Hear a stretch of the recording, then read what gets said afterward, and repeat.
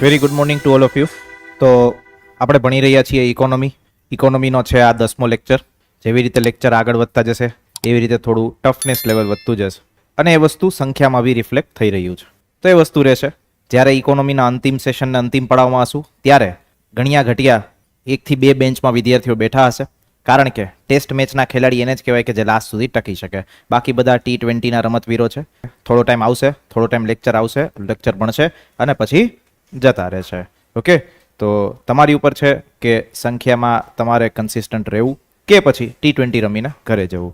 એક વસ્તુ હંમેશા યાદ રાખવી કે હા, T20 ખેલાડીનું કરિયર જે છે લાંબુ હતું, IPL પૂરતું કરિયર સીમિત થઈ જતું હોય છે. ઇન્ટરનેશનલ ઇન્ડિયાની ટીમમાં રમવા માટે મળે કે ન મળે એ હંમેશા પ્રશ્નનો વિષય હોય છે. અને વસ્તુ કેવી હોય છે કે એમાં કરિયર એટલું બધું લાંબુ ના હોય તો કોઈ કારકિર્દીમાં એવી નામના બી મેળવી શકાતી નથી.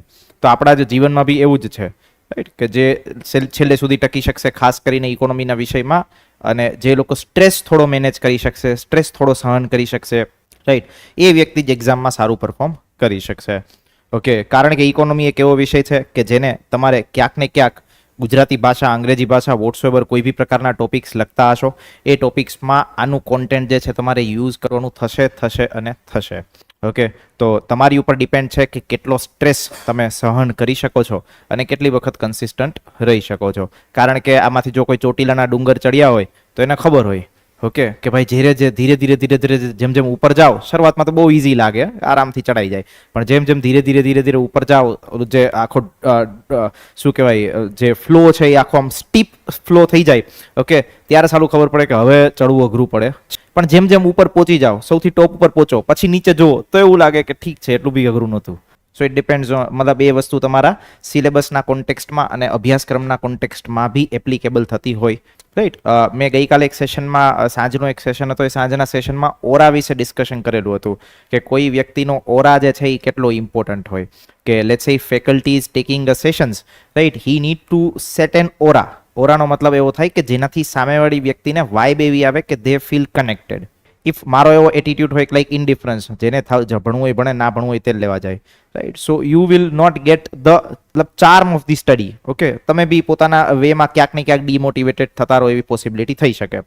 સો થિંગ ઇઝ દેટ કે જેવું ચેલેન્જિંગ ટાસ્ક સ્ટુડન્ટ્સ માટે હોય ભણવું, in the same way overall આખી ફેકલ્ટીની ફ્રેટર્નિટી માટે બી it is tough task to maintain that consistency or maintain that aura, કે જેના માધ્યમથી સામેવાળી વ્યક્તિ જે છે કનેક્ટ કરી શકે, વાઇબ મતલબ મેચ થઈ શકે. આપણે ઘણી વખત કોઈ પ્લેસ પર જતા હોઈએ તો સારું ત્યાં જાય ને એન્ટર થઈએ એ ભેગું જેવું થાય કે અહીં નહીં બેસવું, ઓકે, અહીંથી જતું રહેવું છે. સો ઇટ ઇઝ ડિપેન્ડ, મતલબ એ વસ્તુની ઇફેક્ટ શેની હોય તો કે ઓરાની ઇફેક્ટ હોય, રાઈટ. વાઇબ આપણને એવી મેચ ના થાય. સો થિંગ ઇઝ દેટ કે as you are doing the hard work on the same side, faculty members are also doing hard work, okay, to make you realize કે ભાઈ આટલી વસ્તુઓ easy. Now it's your part કે તમારી responsibility આવે કે તમે મેક્સિમમ વેમાં વસ્તુઓને ગ્રાસ્પ. જો કોઈ જ વસ્તુ એવી નહીં, મતલબ લેટ્સ સે તમને એવું લાગતું હોય કે યાર સીધી મગજમાં ફિટ થઈ જાય, મારા મગજમાં આવીને બેસી જાય કે ભાઈ મતલબ આગળ અમુક કોન્સેપ્ટ ભણીશું, BSc જે છે એ કઈ રીતે મૂવ થાય, ઓકે, આજે એ વસ્તુ આપણે શીખીશું. ઓકે, તો ઘણા બધા લોકો સેન્સેક્સ ને બધી વસ્તુ જોતા હશે, એને પ્રશ્ન થતો હશે કે આ સેન્સેક્સમાં અપ્સ ડાઉન્સ કઈ રીતે થતું હોય છે. So that we will study today. મતલબ બહુ જ ઇઝી લેંગ્વેજમાં સમજવાનો પ્રયત્ન કરીશું, બહુ ટેકનિકલ વસ્તુઓમાં નહીં, અને એ વસ્તુઓ ક્યાંય પૂછાતી નહીં, પણ આપણને એપ્લિકેશન ખબર હોવી જોઈએ, ઓકે, કે ભાઈ કઈ રીતે થાય છે, એના બેઝડ ઉપરથી કેવા ક્વેશ્ચન્સ પૂછાઈ શકે, કેવા આવી શકે, એનું બી ડિસ્કશન કરીશું. બટ આ બધી વસ્તુ સમજવા માટે you need to apply your mind. Okay, મગજ જે છે એ ખુલ્લું રાખવું પડશે, વિચારો જે છે એ ખુલ્લા રાખવા પડશે, તો આ વસ્તુઓ તમારા મગજની અંદર જઈને ફિટ થશે. અધરવાઇઝ જો તમે એવું માનતા હોય કે આ ઇતિહાસની જેમ મતલબ ખાલી તારીખો યાદ રાખી લો, કયો રાજા ક્યારે આવ્યો તો એ વસ્તુ પૂછી લો, ઓકે, મતલબ એક GPSCની આદત છે ચવાઈ ગયેલા પ્રશ્નો પૂછવાની, જે ગઈકાલે GS1ના પેપરમાં બી પૂછ્યું. જોયું કોઈ GS1નું પેપર?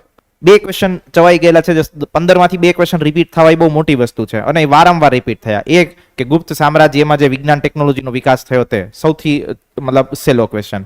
સેકન્ડ તો કે સોલંકી કાળના સ્થાપત્ય કલામાં જે વસ્તુનો વિકાસ થયો હોય, right. Again and again GPSC એ વારંવાર વસ્તુ પૂછી છે. તો મતલબ એ, અને બીજી વસ્તુ 4 question direct UPSCના repeated મીન્સના.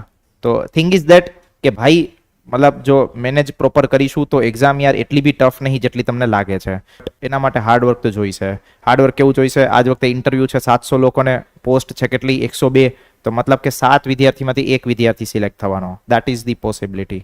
Okay, so you need to work hard. તમને એવું લાગતું હોય કે યાર બેસીને આરામથી વસ્તુ થઈ જશે ને મોજ કરી લઈએ, રાઈટ, આ તો ઓલી ક્લાસ 3 ની કોન્સ્ટેબલ જેવી એક્ઝામ છે, રાઈટ. સો એવું નહીં થવાનું. હવે તો કોન્સ્ટેબલ એગ્રી થઈ ગઈ, કારણ કે એમાં બી યુપીએસસીના પ્રીવિયસ યરના ક્વેશ્ચન્સ પૂછાય છે.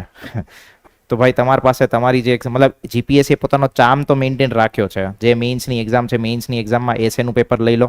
તમે વિચાર કરો, આજ વખતે એસએનું પેપર હતું, એસએના પેપરમાં આખું ગામ મતલબ લેટ્સ સે ઇન્ડિયામાં એક ટ્રેન્ડ આવ્યો છે સ્ટોક માર્કેટમાં ઇન્વેસ્ટ કરવાનો. પૂછ્યો એસે આજ વખતે, ઓકે, કે સ્ટોક માર્કેટ જે છે એ કઈ રીતે ઇકોનોમી સાથે રિલેટેડ છે, કે ઇકોનોમીના સેન્ટિમેન્ટ્સને કઈ રીતે મેનેજ કરે છે. તો થિંગ ઇઝ દેટ તમારી આજુબાજુની જે બી ઘટનાઓ છે એ બધી જ વસ્તુઓ ક્યાંક ને ક્યાંક આવવાની. મેં અગેન કીધું છે કે આ આખી ટેસ્ટ મેચની જર્ની છે. વેધર યુ આર મતલબ જ્યાંથી તમે ટાર્ગેટ કરો, લેટ્સ સે પીએસઆઈથી લઈને ટાર્ગેટ કરો, પીએસઆઈથી લઈને ડીવાયએસઓથી લઈને એસટીએથી લઈને ક્લાસ 1 2 અને પીઆઈ, આ 5 એક્ઝામ્સને તમે ટાર્ગેટ કરો, હાર્ડવર્ક કરવું પડે કરવું જ પડે. ઓકે, એના સિવાય કોઈ રસ્તો નહીં. એના માટે રોજ ફ્રસ્ટ્રેશન આવે, રોજ ડીમોટિવેશન આવે, રોજ ખબર પડે કે સાલું આ ક્યારે થશે, ક્યારે સિલેબસ પૂરો થશે, આટલો જ ટાઈમ છે, આટલી જ વસ્તુઓ છે, બધી જ વસ્તુ થવાની. બટ એના માટેનો એક જ રસ્તો છે કે એ બધી વસ્તુ મેનેજ કરવી પડશે. જો એ મેનેજ કરી શકો છો, મતલબ જો તમારી સામે પ્રશ્નો છે કે ભાઈ આ તો યાર આટલી બધી ટેન્શન, આટલા બધા ઇશ્યુઝ છે, શું કરવાનું? ઓકે, જો આ પ્રશ્નો છે અને પ્રશ્નો તમે સતત પૂછતા રહો, ઇટ મીન્સ તમે પૂછતા જ રહી જશો, તમે એનું કોઈ જ સોલ્યુશન લાવશો નહીં. On the other side, if you have that attitude કે યાર જે છે એ ફોડી લઈશું, ઓકે, વધારે વધુ વસ્તુ વાંચી રહીશું, વધારે સ્ટ્રેસ આપીશું, માઇન્ડને થોડો સ્ટ્રેસ આપીશું, ટ્રાય કરીશું માઇન્ડને કન્વિન્સ કરવાનું કે આ વસ્તુ સમજે, ઓકે, વારંવાર રિવિઝન કરીશું તો વસ્તુ થશે. અધરવાઇઝ મેં પહેલાં બી કીધું છે, હજી કહું છું અને આવતા સમયમાં બી કહીશ, રાઈટ. 31 તારીખ નજીક છે, ઓકે, દિવાળીનો ટાઈમ છે, તૈયારી તમે છોડી શકો છો. ઓકે, કાંઈક ભલું મતલબ તૈયારી છોડશો તો તમારું બી ભલું થશે અને વિશ્વનું બી ભલું થશે. Okay, right. અને હંમેશા પાછા ડગલા લેવા એ કોઈ ખરાબ વસ્તુ નહીં ગણાવવામાંથી. મતલબ આપણે એવું કહેતા હોય કે ભાઈ જે વ્યક્તિ પાછો હટી જાય એ વ્યક્તિ ખરાબ કહેવાય, એવું ના હોય. મેં પહેલાં બી કીધું હતું, જુગારીને ખબર હોવી જોઈએ ટેબલ ક્યારે છોડવાનું. Okay, right. તો તમે જુગાર રમો છો, તમને ખબર હોવી જોઈએ. પણ આપણે તૈયારી છોડવાની નથી. આ તો જસ્ટ હું તમને કહું છું કે ધ્યાનમાં રાખજો. સ્ટ્રેસ લેવાની કેપેસિટી હોય અને સહન કરવાની કેપેસિટી હોય તો જ બેસજો. ઓકે, અધરવાઇઝ તમને એવું લાગી જાય કે ઇન્સ્ટન્ટ રિઝલ્ટ મળી જાય, નહીં મળતું. અહીંયા ઘણા બધા ધુરંધરો જે છે છેલ્લા 2 વર્ષથી લાગેલા છે, ઓકે, કન્સિસ્ટન્ટ લાગેલા છે. તો એમની કેપેબિલિટી તો છે 2 વર્ષ સહન કરવાની. કોઈ બી જગ્યાએ રિટર્ન લોંગ ટર્મમાં જ મળે. Okay, weather it is stock market or weather it is exam. ભાઈ સ્ટોક માર્કેટમાં તમે એવું કહેતા 1 મહિનામાં પૈસો ડબલ થઈ જાય, નહીં થતો. કે કોઈક વાર સ્પાઇક આવી હોય થઈ જાય એ વસ્તુ અલગ છે, રાઈટ. બાકી સામાન્ય રીતે નહીં થતો. ટાઈમ કેટલો લાગે? ડાઉન ધ યર 5 6 7 8 વર્ષ. તો ભાઈ ટાઈમ તો લાગશે અને થોડું પેશન્સ તો રાખવું પડશે. ક્લિયર? તો આ વસ્તુની આપણે આપણા આજના સેશનની શુભ શરૂઆત કરીએ.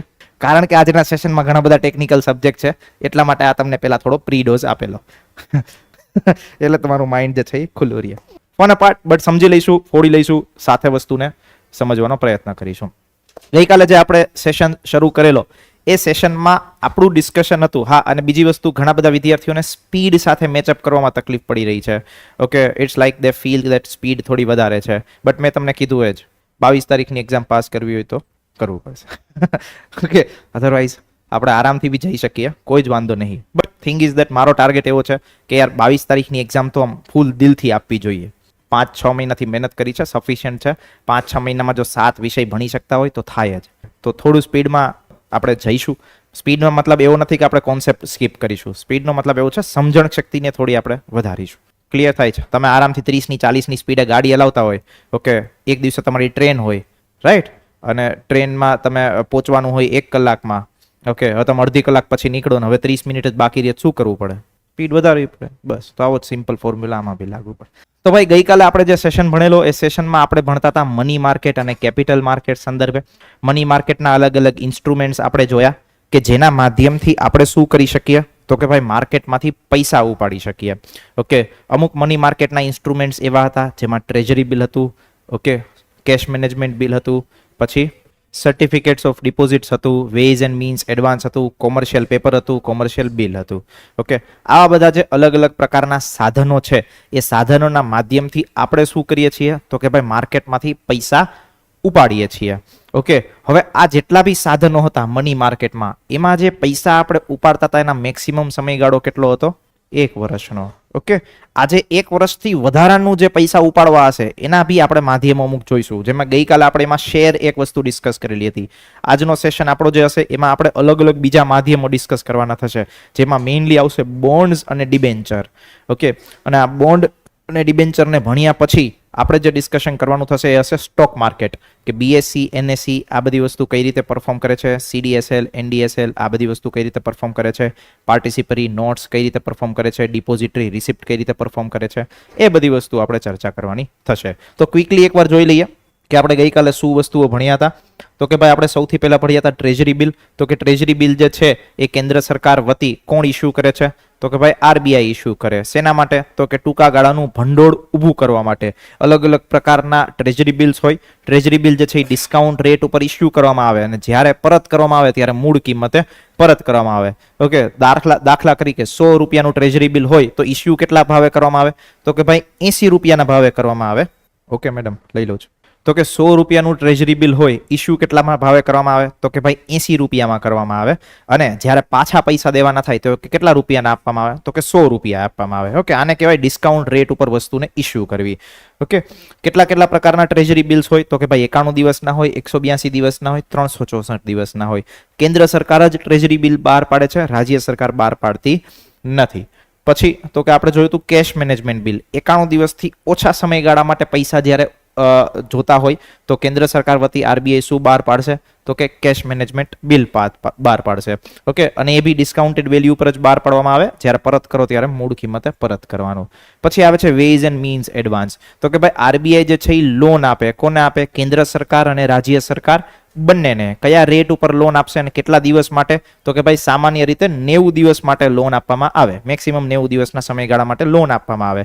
ઓકે, ક્યારે આપવામાં આવે? તો કે ભાઈ જ્યારે કેન્દ્ર સરકારની આવક અને ખર્ચ આ બંને વચ્ચેનો ડિફરન્સ હોય. ઓકે, બંને વચ્ચે જે છે કાંઈક પ્રકારની વિસંગતતા હોય કે ભાઈ પૈસા જે છે થોડાક ટાઈમ પછી આવવાના છે, શોર્ટ ટાઈમ માટે કેન્દ્ર સરકારને કે રાજ્ય સરકારને પૈસા જોઈએ છે, તો એ શેના માધ્યમથી ઉપાડશે? આરબીઆઈ પાસેથી વેઝ એન્ડ મીન્સ એડવાન્સના માધ્યમથી. શું લેશે? લોન લેશે. કયા રેટ ઉપર આપે? તો કે રેપો રેટ ઉપર આવે. 90 દિવસથી વધારાનો સમયગાળો થાય તો એને શું ગણવામાં આવે? ઓવરડ્રાફ્ટ ગણવામાં આવે. ઓવરડ્રાફ્ટ ગણો તો રેટ કયો લાગે? તો કે રેપો રેટ 2%. પછી આપણે જોયું હતું સર્ટિફિકેટ્સ ઓફ ડિપોઝિટ્સ. ઓકે, તો કે કોણ ઇસ્યુ કરે? તો કે બેંકો ઇસ્યુ કરે. રાઈટ, બેંકો અને નાણાકીય સંસ્થાઓ. રાઈટ, એમને જ્યારે પૈસાની જરૂરિયાત હોય ત્યારે એ શું કરશે? તો કે સર્ટિફિકેટ્સ ઓફ ડિપોઝિટ્સ બહાર પાડે. અગેન ડિસ્કાઉન્ટ રેટ ઉપર બહાર પાડે. મિનિમમ રેટ કેટલી હોય?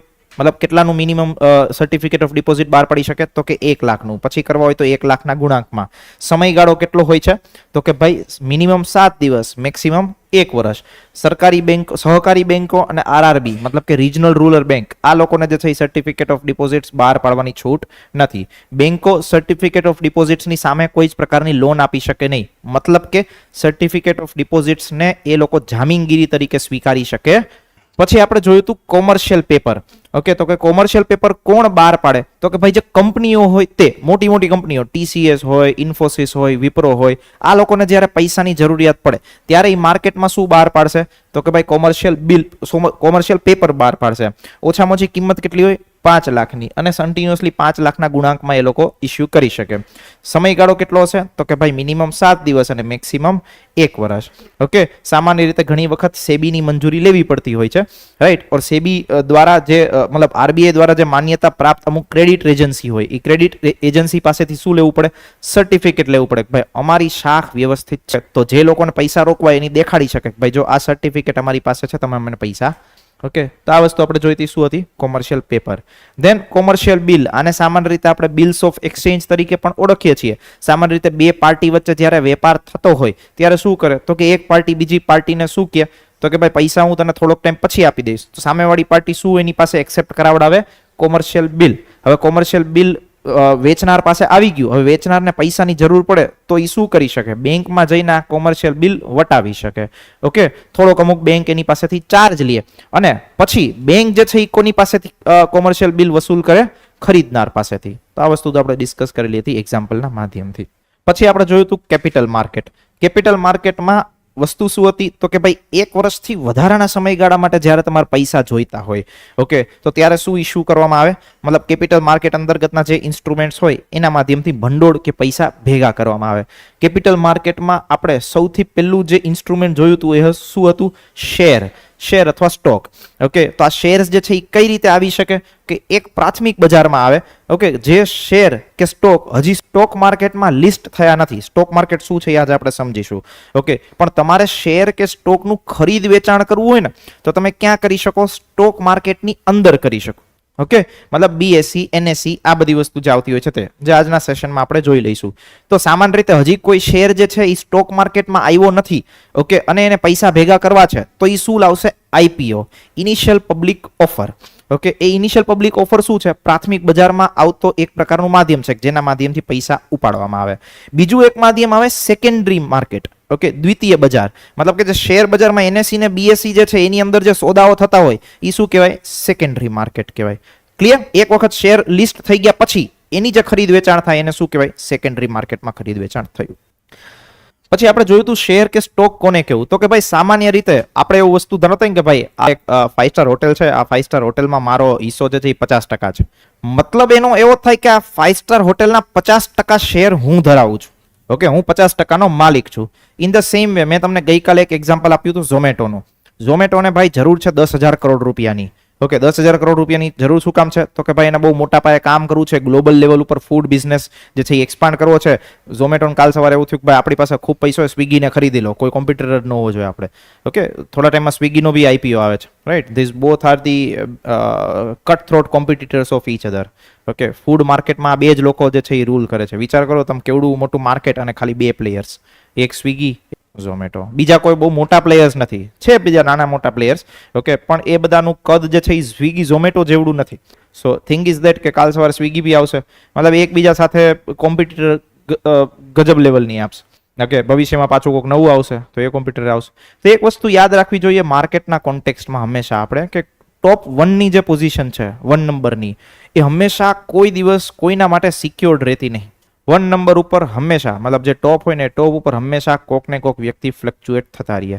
એક સમયગાળો હતો ત્યારે નોકિયા ટોપ બ્રાન્ડ હતી, નંબર 1 બ્રાન્ડ હતી. આજના દિવસે નામો નિશાન નહીં. Okay, so thing is that કે હંમેશા એક વસ્તુ યાદ રાખવી જોઈએ, ભગવાન બુદ્ધે જે કીધું હતું એ કે nothing is permanent in this world.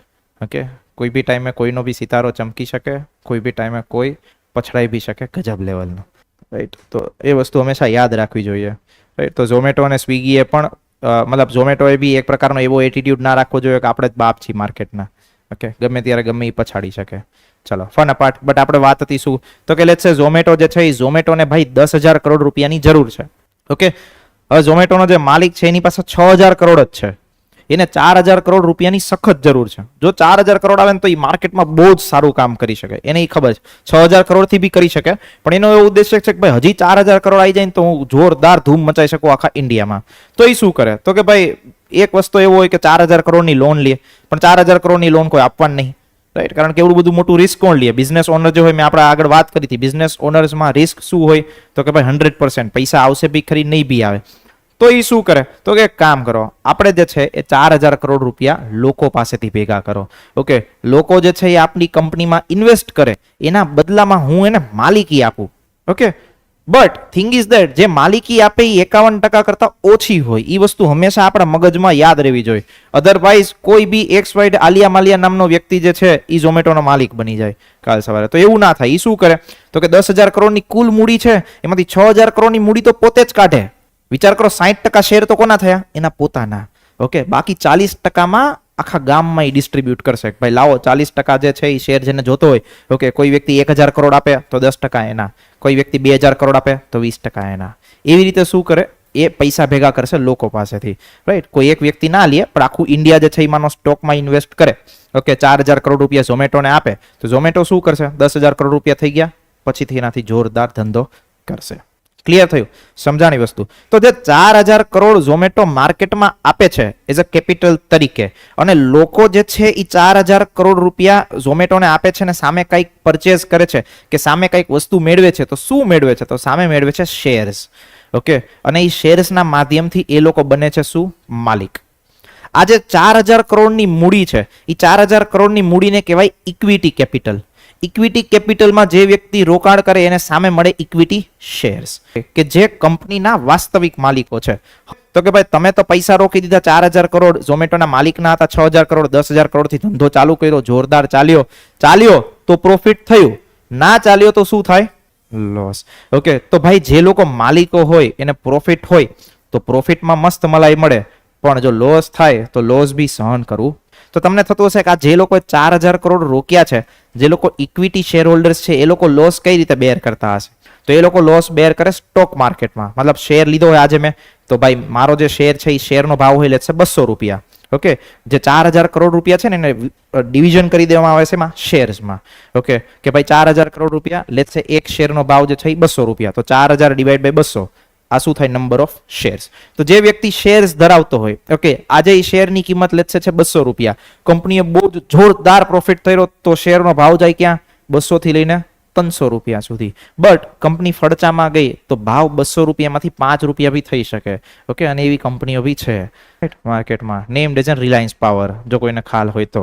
Okay, Mukesh Ambani નથી, અનિલ અંબાણીની કંપની છે. ઓકે, એક સમયે એવો હતો કે રિલાયન્સ પાવરનો જ્યારે આઈપીઓ આવવાનો હતો, મતલબ કે બધા લોકોને પૈસા રોકવાના હતા, તો કોઈ શાક માર્કેટમાં શાકભાજી વાળો હોય ને એને બી પૈસા ઉધાર લઈને રિલાયન્સ પાવરમાં પૈસા રોક્યા હતા.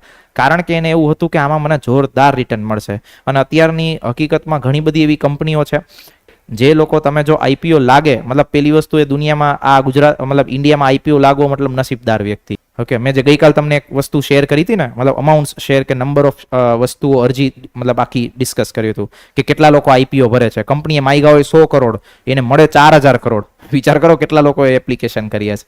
ઓકે, તો માનો તમને આઈપીઓ લાગ્યો, તો આઈપીઓ લાગ્યો હોય એની પ્રાઇસ હોય લેટ્સ સે 100 રૂપિયા, ખુલે કેટલા? 300 રૂપિયા. ઓકે, તો 200 રૂપિયાનું એક શેરે તમને રિટર્ન મળે. રાઈટ, આવું રિટર્ન તમને 15 દિવસમાં કોઈ નહીં દેતું. ઓકે, આ તો પ્રોફિટ થયો. માની લો કે તમારી પાસે શેર હતો 200 રૂપિયાનો, કંપની ફડચામ ગઈ તો શેરનો ભાવ કેટલો થઈ જાય? 5 રૂપિયા. તો તમારું રોકાણ એટલું ઓછું થઈ જાય, તો નુકસાન તમારે સહન કરવું. તો ઇક્વિટી શેરમાં જે લોકો રોકાણ કરતા હોય એ લોકોએ નુકસાન સહન કરવું પડે, કારણ કે એ કંપનીના શું છે? માલિકો છે. ઓકે, તો પ્રોફિટ થાય તો મોજ, નુકસાન થાય તો માલિકોએ સહન કરવું પડે. વોટિંગ રાઇટ્સ હોય, જ્યારે કંપનીની એન્યુઅલ જનરલ મીટિંગ ભરાય ત્યારે એ લોકો પાસે વોટિંગ રાઇટ્સ હોય છે. ઓકે, બટ અગેન એ લોકો વોટિંગ રાઇટ્સથી કોઈ બહુ મોટો ડિસિઝન ટર્નઆઉટ ના કરી શકે. શું કામ? મેજોરિટી શેર કોની પાસે હોય. ક્લિયર? તો આ વસ્તુ આપણે શેરની બાબતોમાં ડિસ્કશન કરેલું. તો શેરના બી બે પ્રકાર હતા. એક હતા ઇક્વિટી શેર, એક હોય પ્રેફરન્સ શેર. પ્રેફરન્સ શેરમાં શું હોય તો કે નિશ્ચિત દરે તમારે ડિવિડન્ડ આપવું પડે. ઇક્વિટીમાં ડિવિડન્ડ આપવાની કોઈ જ તમારે શ્યોરિટી મતલબ કમિટમેન્ટ આપવાની જરૂરિયાત નથી. પ્રોફિટ થયો તો આપવાનું, ન થયો તો નહીં આપવાનું. ઓકે, બટ પ્રેફરન્સ શેરમાં શું કરવું પડે તો કે ભાઈ ડિવિડન્ડ એક નિશ્ચિત રૂપથી આપવું પડે. બીજી વસ્તુ, જ્યારે કંપની બંધ થવાની હોય ત્યારે પહેલા પૈસા કોને મળે? પ્રેફરન્સ શેર હોલ્ડરને. પછી કોને મળે? ઇક્વિટી શેર હોલ્ડર્સને. ઓકે, દેન આપણે એક વસ્તુ ડિસ્કસ કરી હતી, બોનસ શેર. ઘણી વખત કંપની જે છે એ માનો પ્રોફિટ ડિસ્ટ્રીબ્યુટ ના કરવા માંગતી હોય તો સામે શું આપે? શેર્સ આપે. ઓકે, એક શેરના બદલામાં એક શેર તમને ગિફ્ટમાં આપે, પણ એમાં કિંમત શું થાય? અડધી થઈ જાય. Okay, right. તો આ રીતે બોનસ શેર બી કંપની ઘણી વખત આપતી હોય છે. રાઇટ્સ ઇશ્યુ, જ્યારે ઘણી વખત પૈસાની વધારાની જરૂરિયાત હોય ત્યારે નવા આઈપીઓ લઈને આવે કંપની, મતલબ નવું ભંડોળ ઊભું કરવાના રસ્તાઓ લઈને આવે, ત્યારે પેલો હક કે પેલો ચાન્સ કોને આપે તો કે જે અત્યારે આપણા શેર હોલ્ડર હોય એને. તો એને જ્યારે પેલો ચાન્સ મળે તો એને સિવાય રાઇટ ઇશ્યુઝ. ઓકે, એનો પેલો હક છે. જો એને ના લેવા હોય શેર તો પછી માર્કેટમાં વેચવામાં આવે. બટ આ કાંઈ જ વસ્તુ કામની નહીં, એટલે કોઈ આપણા માટે એટલું બધું લોડ લેવાની જરૂર નહીં. દેન આપણે જોયું તો આઈપીઓ. ઓકે, કોઈ કંપની જે છે ત્યારે પહેલી વખત ભંડોળ ઊભું કરે. મેં તમને કીધું ઝોમેટોને 4000 કરોડ રૂપિયા જોઈએ છે, તો એ શેના માધ્યમથી ઊભા કરી શકશે? આઈપીઓના માધ્યમથી. ક્લિયર? ઓકે, પછી તો કે આપણે જોયું તો ઓથોરાઇઝ કેપિટલ. તો ઝોમેટોની 4000 કરોડ 10,000 કરોડ રૂપિયા જે છે એ ઓથોરાઇઝ કેપિટલ છે. એમાંથી માનો 6000 કરોડ તો કંપનીના પોતાના માલિકના છે, તો 4000 કરોડ શું કરશે? ઇશ્યુ કેપિટલ હશે. ઓકે, 10,000 કરોડની એની કેપિટલ છે, પણ એને માર્કેટમાંથી કેટલા ઉઠાવવા છે? 4000 કરોડ જ. ઓકે, તો ઓથોરાઇઝ કેપિટલ કેટલી થઈ? 10,000 crore. On the other side issue capital કેટલી થઈ? 4000 કરોડ. મતલબ 4000 કરોડ સામે જે એપ્લિકેશન્સ મગાવશે લોકો પાસેથી. હવે સામે લોકોએ બહુ જ મોટો પ્રતિસાદ આપ્યો. 4000 કરોડની બદલે ઝોમેટોને આપ્યા 8000 કરોડ. તોય ઝોમેટો રાખી શકે નહીં, બાકીના 4000 કરોડ દઈ દેવા પડે. ઓકે, જે લોકોને શેર ન લાગે એ લોકોને. ક્લિયર? અહીંયા સુધી આપણે વસ્તુઓ ભણેલી હતી. હવે અહીંથી આગળ ભણવાનું આપણે શરૂ કરીશું આજના સેશનમાં. બની શકે પ્રીમિયમથી ઘણી વખત ખરીદતા હોય મોટા, મતલબ હાઈ નેટવર્થ ઇન્વેસ્ટર્સ જ હોય છે પ્રેફરન્સ શેર હોલ્ડર્સ. રિટેલર્સ તો નહીં હોતા એટલા બધા. Retailers are considered risk takers. Okay, risk તો લે 15000 રૂપિયા રોકે, હું રિસ્ક એમ આવ્યા તો 30, ગયા તો ગયા. પ્રીમિયમનો મતલબ એવો થાય બેન કે કોઈ શેર જે છે એ માનો 10 રૂપિયાની એની ફેસ વેલ્યુ હોય, પણ કંપની જે છે એ પ્રીમિયમથી પરચેસ કરાવે. મતલબ કે ઇશ્યુ કરે ત્યારે એનો ભાવ 100 રૂપિયા કરી દે. લોકોને વિશ્વાસ હોય તો પ્રીમિયમથી ખરીદે, અધરવાઇઝ ના ખરીદે. બટ આ બધી ટેકનિકલ ટર્મ્સમાં આપણે ઘૂસીશું નહીં, કારણ કે જેટલું ઘૂસીશું એટલું કન્ફ્યુઝ વધારે થઈશું. તો આપણા માટે ટેકનિકલ ટર્મ્સ જે છે ઇમ્પોર્ટન્ટ એટલી બધી. ક્લિયર? ડાઉટ્સ એનીવન પાછળ? ના લાગે ને પૈસા પાછા. મતલબ એવું હોય આઈપીઓમાં કે તમે માનો આઈપીઓ ખરીદવા માટે એપ્લિકેશન કરી. ઓકે, તો 15000 રૂપિયા ભર્યા, તો 15,000 રૂપિયા તમારા બેંકમાંથી કટ ના થાય, ફ્રીઝ થઈ જાય કે એ 15,000 રૂપિયાનો તમે ઉપયોગ ના કરી શકો. જો તમને આઈપીઓ લાગ્યો તો 15,000 તમારા ડેબિટ થઈ જાય. ઓકે, તો 15,000 તમારા ડેબિટ થઈ જાય અને જતા રહીએ ડીમેટ એકાઉન્ટમાં. ડીમેટ એકાઉન્ટ શું છે આગળ આપણે, જો ના લાગ્યો તો પૈસા અનફ્રીઝ થઈ જાય, પાછા તમારા મળી જાય. સિમ્પલ. એટલે એવું ના હોય કે તમે લગાયા ને ના લાગ્યો તોય ગયા. એ તો લાગ્યા ને માઇનસમાં ખુલે તો નુકસાન. લાઈક હ્યુન્ડાઈ મોટર્સ હમણાં થોડા સમય પહેલા ખોલ્યો, માઇનસમાં ખોલ્યો તો નુકસાની સહન કરવી પડે. ક્લિયર? શરૂ કરીએ સમજવા માટે આજનો સેશન્સ. ચલો ભાઈ, તો આજે સૌથી પહેલી વસ્તુ સમજવાની છે બોન્ડ માર્કેટ.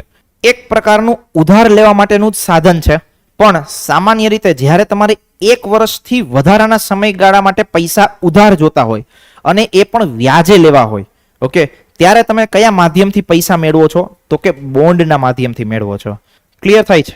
ઓકે, વસ્તુ શું છે, તમે એક વસ્તુ હોય ઉધાર લેવા માટેના 2 રસ્તા, એક વ્યાજે પૈસા લ્યો અને એક ઇક્વિટી શેરના માધ્યમથી આઈપીઓ લાવો. ઓકે, બધી જ કંપનીઓ જે છે એ આઈપીઓ લાવી શકતી નથી. ઓકે, કારણ કે બધી જ કંપનીઓ સેબીના જે અમુક નિયમો હોય તો જ તમે આઈપીઓ લાવી શકો. એવું ન હોય ગમે આલિયા માલિયાને આઈપીઓ લાવવાની છૂટ આપી દે. ઓકે, કાલ સવાર રસ્તામાં ધંધો કરતા હોય, મતલબ રસ્તામાં પાણીપુરી વેચતા હોય, ડઝન્ટ મીન કે આઈપીઓ બહાર પાડી છે. એવું ના હોય. ઓકે, તો આઈપીઓ બહાર પાડવા માટે બી અમુક નોર્મ્સ જે છે એ તમારે ફોલો કરવા પડતા હોય છે. પણ માનો કંપની જે છે એ કંપનીને વ્યાજે પૈસા લેવા હોય લોકો પાસેથી, ઓકે, ઓર સરકાર જે છે સરકારને પૈસા લેવા હોય લોકો પાસેથી, તો સરકાર શું ઇસ્યુ કરે? બોન્ડ ઇસ્યુ કરે. સામાન્ય રીતે બોન્ડનો સમયગાળો 1 વર્ષ કરતા વધારે હોય.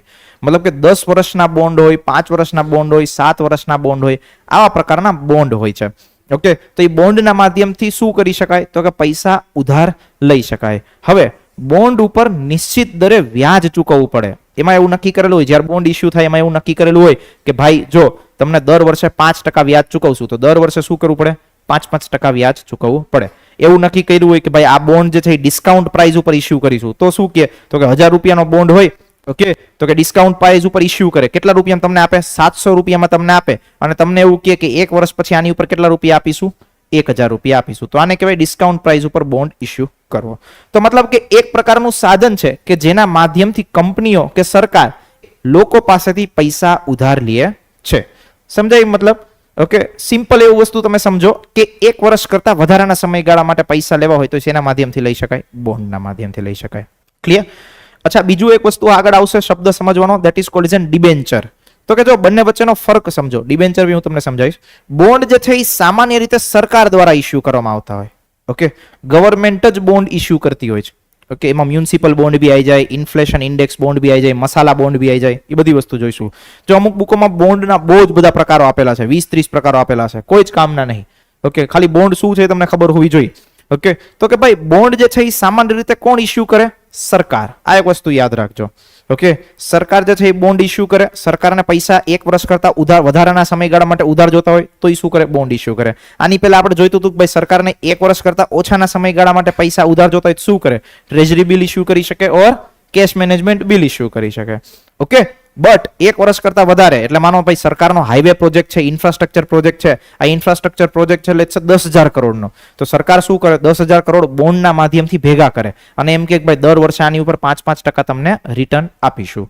ઓકે, આની ઉપર જે છે એ 5% તમને વ્યાજ આપીશું. જે લોકોને બોન્ડ ખરીદવા હોય એ લોકો બોન્ડ ખરીદે. ઓકે, અને એની ઉપર એને શું મળે? વ્યાજ મળે. સમજાની વસ્તુ? ઓકે, તો મતલબ કે ભાઈ 1 વર્ષ કરતા જે છે વધારે પૈસા જ્યારે સરકારને જોતા હોય ત્યારે શું ઇસ્યુ કરશે? બોન્ડ ઇસ્યુ કરશે. હવે બોન્ડના અલગ અલગ પ્રકાર છે.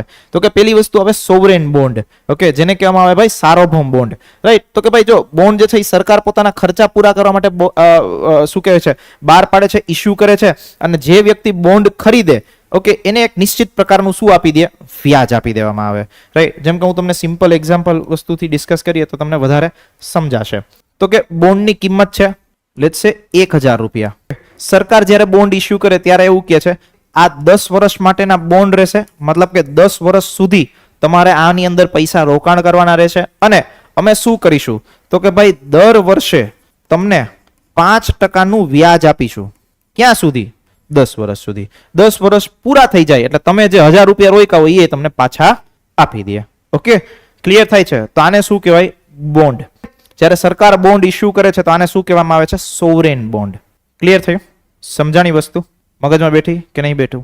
નહીં બેઠું? ફરીથી કહું. સરકાર છે, સરકારને ટૂંકા ગાળા માટે પૈસા જોતા હતા ઉધાર. યાદ રાખો, ઉધાર પૈસા જોઈએ છે સરકારને, મતલબ ગવર્મેન્ટ ઓફ ઇન્ડિયાને. હવે ગવર્મેન્ટ ઓફ ઇન્ડિયાને લેટ્સ સે ટૂંકા ગાળા માટે પૈસા જોતા હોય તો એની પાસે રસ્તાઓ છે કયા? ટ્રેજરી બિલના માધ્યમથી પૈસા ભેગા કરે કે પછી કેશ મેનેજમેન્ટ બિલના માધ્યમથી પૈસા ભેગા કરે. પણ માનો સરકારનો એક પ્રોજેક્ટ છે, તો કે સરકારનો એક પ્રોજેક્ટ છે કેટલા કરોડનો? તો કે ભાઈ 10,000 કરોડનો. ઓકે, શું બનાવો છે? તો કે ભાઈ લેટ્સ સે આખા વિશ્વનો સૌથી મોટો હાઈવે બનાવો છે. તો હવે 10,000 કરોડ માટે સરકાર શું કરે? સરકાર પાસે એટલા પૈસા તો હાથમાં હોવા નહીં, તો એ શું કરે? તો કે લોકો પાસેથી પૈસા ભેગા કરે. ઓકે, લોકો પાસેથી પૈસા ઉધાર લે, રાઈટ? તો એ શું કરી દે? તો કે ભાઈ બોન્ડ ઇસ્યુ કરે.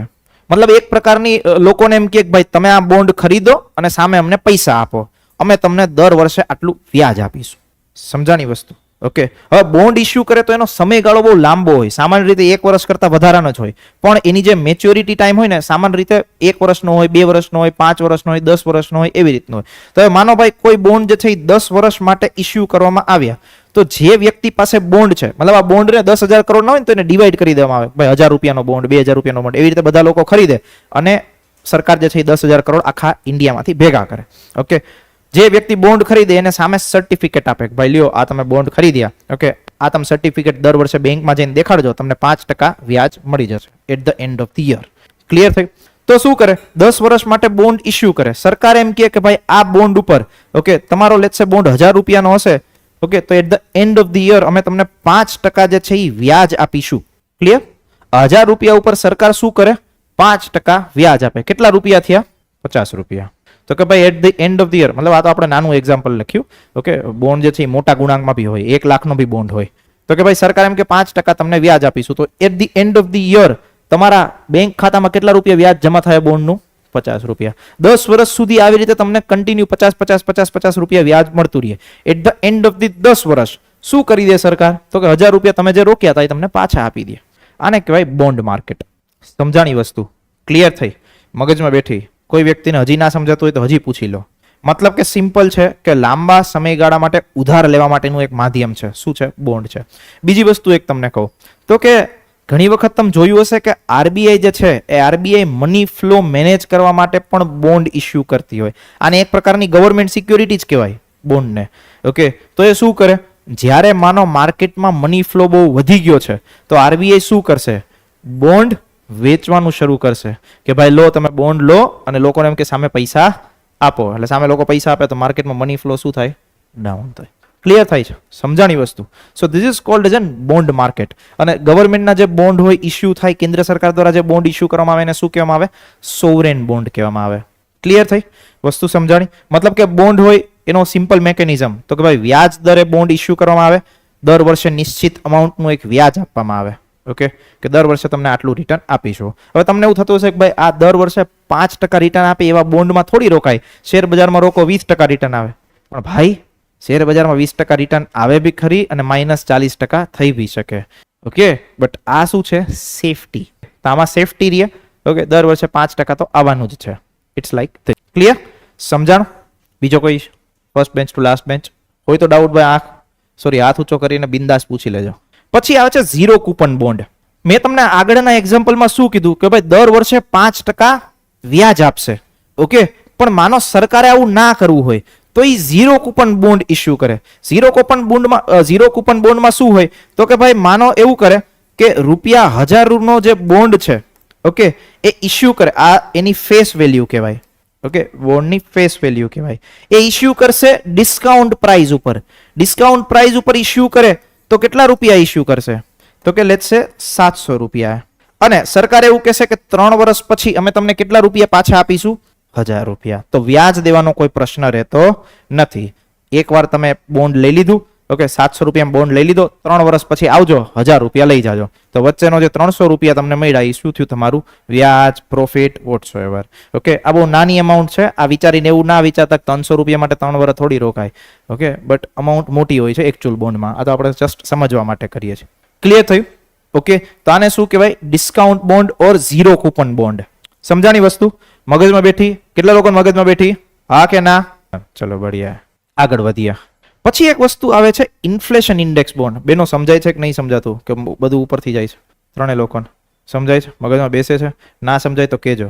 ઓકે, ઓર મારી પાસે પાછું સમજી જજો. મતલબ હા, મતલબ ના સમજાતું હોય તો મતલબ તમે એને બાજુમાં ક્વેશ્ચન પૂછો એના કરતા મને ક્વેશ્ચન પૂછજો. ઓકે, કોઈ વસ્તુ ના સમજાય તો. બીજી એક વસ્તુ ઇન્ફ્લેશન ઇન્ડેક્સ બોન્ડ. હવે આ વસ્તુ શું છે એ સમજીએ. તો કે એક વસ્તુ કેલ્ક્યુલેશન તમે સમજો. તો કે જો તમે લે છે સરકારે જે છે 1000 રૂપિયાનો બોન્ડ ઇસ્યુ કર્યો હતો. ઓકે, આ બધી કેલ્ક્યુલેશન જે છે એ માઇન્ડમાં રાખજો તો જ વસ્તુ સમજાશે. 1000 રૂપિયાનો સરકારે જે છે એ બોન્ડ ઇસ્યુ કરેલો હતો. ઓકે, સરકારે એવું કીધું કે ભાઈ આની ઉપર અમે તમને 5% ઇન્ટરેસ્ટ રેટ આપીશું. દર વર્ષે 5% ઇન્ટરેસ્ટ રેટ આપીશું. ક્લિયર? તો કે ભાઈ at the end of the year મને આની ઉપર ઇન્ટરેસ્ટ રેટ કેટલું મળે? 50 રૂપિયા. ક્લિયર છે? જ્યારે હું આવું કેલ્ક્યુલેશન કરું છું ત્યારે હું ફુગાવાને તો ધ્યાનમાં જ નહીં લેતો. ફુગાવાનો મતલબ શું થાય? તો કે માર્કેટમાં જ્યારે સતત વસ્તુઓના ભાવ વધતા હોય એને કહેવાય ઇન્ફ્લેશન. તો ભાઈ જ્યારે મેં 1000 રૂપિયા અહીંયા રોક્યા, at the end of the year let's say મને મારી કિંમત કેટલી થઈ? 1050, કારણ કે મને 50 રૂપિયાનું વ્યાજ મળ્યું. Okay, right? હવે શું થાય? જો માની લો કે માર્કેટમાં ઇન્ફ્લેશનનો રેટ 5% છે, મતલબ કે મને જે 50 રૂપિયાનું વ્યાજ મળ્યું, ઓકે, તો સામે માર્કેટમાં ભાઈ કિંમત વધી ગઈ. તમે એક સિમ્પલ એક્ઝામ્પલ સમજો કે તમે કોઈ જગ્યાએ ઘર લેવા માટે જાઓ, ભાડે લેવા માટે જાઓ. તમારી સેલેરી તમે ભાડે લેવા માટે ગયા, લેટ છે 10,000 રૂપિયા ભાડું છે. હવે એ ટાઈમે લેટ છે તમારી સેલેરી હતી 20,000 રૂપિયા. ક્લિયર છે? તમને એવું લાગે 2 વર્ષ પછી કે ભાઈ તમારી સેલેરી તો 30,000 રૂપિયા થઈ, પણ ભાઈ ત્યારે સામે જે 10,000 રૂપિયા તમે ભાડું ભરતા હતા ને એની કિંમત કેટલી થઈ ગઈ? લેટ છે 15,000 રૂપિયા. સમજાણી વસ્તુ? તો કે ભાઈ માર્કેટમાં જ્યારે ભાવ વધારો થાય, એ ભાવ વધારો હું જો આ પ્રકારમાં વસ્તુમાં ધ્યાનમાં લેવા માટે જાઉં તો એને કહેવાય ઇન્ફ્લેશન ઇન્ડેક્સ બોન્ડ. હવે આની કેલ્ક્યુલેશન આપણે સમજીશું, પણ તમને મગજમાં વસ્તુ બેઠી કે જ્યારે તમારા માર્કેટમાં વસ્તુઓની કિંમત વધે છે, તમને અહીંયા 50 રૂપિયાનું વ્યાજ જે છે કે 50 રૂપિયાનું રિટર્ન બહુ સારું દેખાતું હશે. ઓકે, કે ઓહો મને 50 રૂપિયા મળ્યા, પણ તમે એ તો વસ્તુ વિચારો કે માર્કેટમાં જે છે વસ્તુઓના ભાવમાં બી વધારો થયો છે. તો આ 50 રૂપિયા તમારા કાંઈ કામના નથી. એવું તમે વિચારો કે 1 વર્ષ પહેલા તમારી પાસે 1000 રૂપિયા હતા તો કોઈક વસ્તુ તમારી પાસે આવી જતી હતી. ઓકે, 1000 રૂપિયામાં તમે કઈક વસ્તુ ખરીદી શકતા હતા. 1 વર્ષ પછી તમને 50 રૂપિયા વ્યાજ મળ્યું, પણ ભાઈ વસ્તુની કિંમત બી 1050 થઈ ગઈ. ઓકે, તો મતલબ તમારી પાછળ કઈ વધ્યું નહીં? વધ્યું.